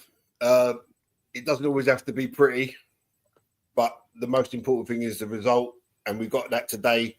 Credit to Arteta for sticking the big lad up top, and he comes out with 2 goals in a cameo performance to 25 minutes. So hopefully we'll see him start the next game. And onwards and upwards. Cranky, what's your closing comments? Well, at one point I was saying, will we score another goal this season? Watching the game, you weren't the only one. I was thinking this is going to be a long-ass season, because I don't think we're going to score another goal. But then we put on Merino, who looks like the best center forward in the EPL. 2 goals in 25 minutes. I extrapolate that. That's about 6 or 7. So, look, we know we're a good team. We have a lot of good players. We're looking at the average age for our team at the Premier League the other day, and we're way up there in terms of how junior a team is from an age standpoint. So that's a great thing. And they have quality. And it's good in the summer. We have to make some changes, right? We have to release some players or move some players on. But we got to get some. We can buy offense. Our defense is set. If we have Tomiyasu and Ben White on the bench, I don't know what we're going to do with Kiriar, right? We have, and Timber can be flexible and play in and out. So we have flexible players. Defense, we are set. I don't think we're going to renew Partey's contract. Shockingly to me. I've got an update on that. His agent is due to come and see us in April for some extension talks. There actually is an option for another year on his contract, which I wasn't aware of. Oh, we have the option. Yeah. Yes. I always wonder why agents do that. If I'm an agent, when Partey situation, I'm the one getting the option because we needed him more than he needed us when we bought him. But anyway, that's another story for another day. I think the question, when I spoke to Colin, the question that which was put to Thomas Partey's agent is that he's on 220 grand a week. Is he going to get that at the age of 32 anywhere else? And the answer is no. So at the moment, the fair assumption is that he's going to stay in another year. Well, let's see. So here's my view on that. I don't think that's the way people should look at it. Is he playing based on the value of his contract? Is his performance on the field? Of course. And if it is, then to me, it shouldn't be a discussion, right? Age shouldn't be the determinant. But it may be determinant how long a contract you get. Yeah. It shouldn't be about how much you get compensated. Because Havertz is making 280, but the number is our highest paid player. And I think Partey has been very, very good this season, sometimes brilliant. I have 1 or 2 games, not at the best. But he's not playing. When he first came to us, injured for the first 2 seasons. He's been injury-free for a while. So you can take a risk on him, right? Giroud, what's his name probably left, right? The other midfielder. Jorginho probably leaves. Yeah. So the question is... He's signed with Flamenco, Jorginho, hasn't he? He's already agreed to go to Flamenco. So Zubamendi's coming in, correct? Yes, correct, yeah. So then the question is Zubamendi start or does Partey start? Well, I would think the sensible thing would be exercise the option. I think the sensible thing would be to keep Partey, bed in Zubamendi for a season, and then either if he gets a 2-year Partey, then he plays sporadically, and hopefully Zubamendi's ready to take the role. I don't see Partey playing periodically because he's playing good. I mean, he's periodically not playing well. He's dominating games. I mean, when you look at the instance, I know Partey wants to continue to earn that money, but they want to pay him less. And when you look at the NBA and the NFL, when you get to that age, you're signing the minimum. You're not going in at 31, 32-year-olds. No, I don't agree with you, Apollo. Yeah? So you sign the minimum if you're not performing. So look at the Kevin Durant's of the world, LeBron James of the world, Steph Curry. They all past 30, way into their 30s. I can name you 6, 7, 8 players way into their 30s, but they perform at a very high level. When they're not, like Wes Rusbeck wasn't, then you got to strip the minimum. So if you look at Washington, Washington signed one of the greatest linebackers, Bobby Wagner. He's on the minimum. They signed a 10-sack defensive end, Dante Flowers from the Cowboys. They signed him at the minimum. So but NFL is all the quarterback gets all the money and nobody's getting the money. And linemen, right? Linebackers and running backs don't really get all the money. Quarterbacks get all the money. Cornerbacks nowadays and line people. So I understand the analogy, but I do think if you're performing at that level and your form hasn't dipped and doesn't look like dipping anytime soon, you may want to say, you know what, you get a 2-year contract or 1 year with another option, right? So you get next year and I give you another option. Depends on who gets the option. But I wouldn't say, and if he gets a reduction, you're right. He's not going to get more than 100K from any other team, frankly. Yeah. So if he's getting more than 150, then he should take it. Or he goes to Saudi Arabia, frankly. Probably go to Saudi Arabia. Yeah, get about $1 million a week. Wouldn't it? Yeah, honestly, and that ties up your future. You're done then. Plus, people don't understand this, people. When he goes to Saudi Arabia, if he's getting the same money, it's double the money at the minimum because he's not paying any taxes. Any taxes, exactly. Right? So you double your money at a minimum when you go to Saudi Arabia. Yeah. All right, guys, listen, that's it from all of us here. Arsenal finally get this one over the line. It's been a tough week for Arsenal. They lost Kai Havertz. Before that, they lost Martinelli. I mean, the whole front line has just been wiped out. But it felt for a long time that we didn't really have any options. And we talked about Calafiori. We talked about Moreno. Ethan Nwaneri was just incredible today on both sides of the ball, defensively and offensively. But it was the master stroke by Arteta to bring in Moreno, came off the bench, emergency striker, got 2 goals, and the gap now is just 4 points. The title race is back on. So thanks for all of you guys. Thanks for the guys in the chat. Big up to D. He says, Apollo, have a word with your people at the club. Lavia Zubimendi. It's nothing like party. Well, we're going to see. Listen, I said to these people, party right now. I don't see any transitional football in Europe who's playing at his level. You show me, and I'm open to offers. Show me a European midfielder who's playing transitional football as well as this guy. Because when I see midfielders get the ball, I see them get tackled. You know, I see them depossessed, and I don't see them transition. I don't see them really putting the ball into attacking phases. This guy, I think he has one of the best brains in football. I think his brain to me is his best quality. And if you play CDM, you realize how you can watch his brain working. When do I make a one-time pass? When do I turn? What pace I put on the ball? Yeah. Never make the first pass I see. If I have time, make the best pass I see when I have time. You watch him play, you're just like, damn. Yeah, he's top. He's absolutely top draw. I mean, for me, it's that he gets pressed and it's like he feels the guy coming, and by the time the guy's got there, he's just turned the other way or let the ball roll across him, and it's just effortless. I'm a correct you, Gary. He doesn't feel pressure. He doesn't feel pressure. That's the difference. He doesn't feel pressure. Now, when you play football, you get the ball and when he comes on you, you're razzled, right? You're just like, I got to do something to get him off. Yeah, he already made a decision about what he's going to do, and but defender, he doesn't feel pressure. He's press resistant, man. You put City have won nothing. City just scored. Mosh just scored actually. Let's see if he's onside. Yeah, let's see if he's onside. Is that Edison to Mamouche? Is that a goalkeeper assist? Edison was awful the other day when they played against Real Madrid. Oh my God. Ooh, Fulham up 1-0 against Forest. Smith Rowe. Oh yeah, he was onside when the ball was kicked. That's an assist from Edison. Yeah, but Edison does this on the regular. That's a poor defensive decision though. He took the wrong angle. Yeah, they made that it made that easy. The keeper made it easy. The defender made it easy. Newcastle are down to 7th. If they don't win, that's a problem. So D says Partey's the best DM in the world. It's between Partey and Rodri. I'm not gonna say Partey's better than Rodri. I think Rodri's a brilliant player. Rodri's a brilliant player. They're pretty close. I think Rodri has a lot of qualities that one loves in a DM. So yeah. All right, guys, let's enjoy our weekend. Gary, you got one more thing to say before I go? Terrible defending by Newcastle. Why don't they do that against us? Beyond terrible defending by Newcastle. Against us, they played like 27 at the back. Hey, listen, what I want to see is Fulham beat Forest today, and then that gives us a 6-point cushion on Forest. That's what I want to see. I'm not worried about Forest. I think Forest is a hit and miss team. They've been consistent this season, but I'm not worried about Forest. I'm worried about our offense. That's what I'm worried about. Yeah. I'm just worried about our offense. Yeah. All right, then, guys, enjoy your weekend, man. It's going to be a good one because we got out there early and did our thing.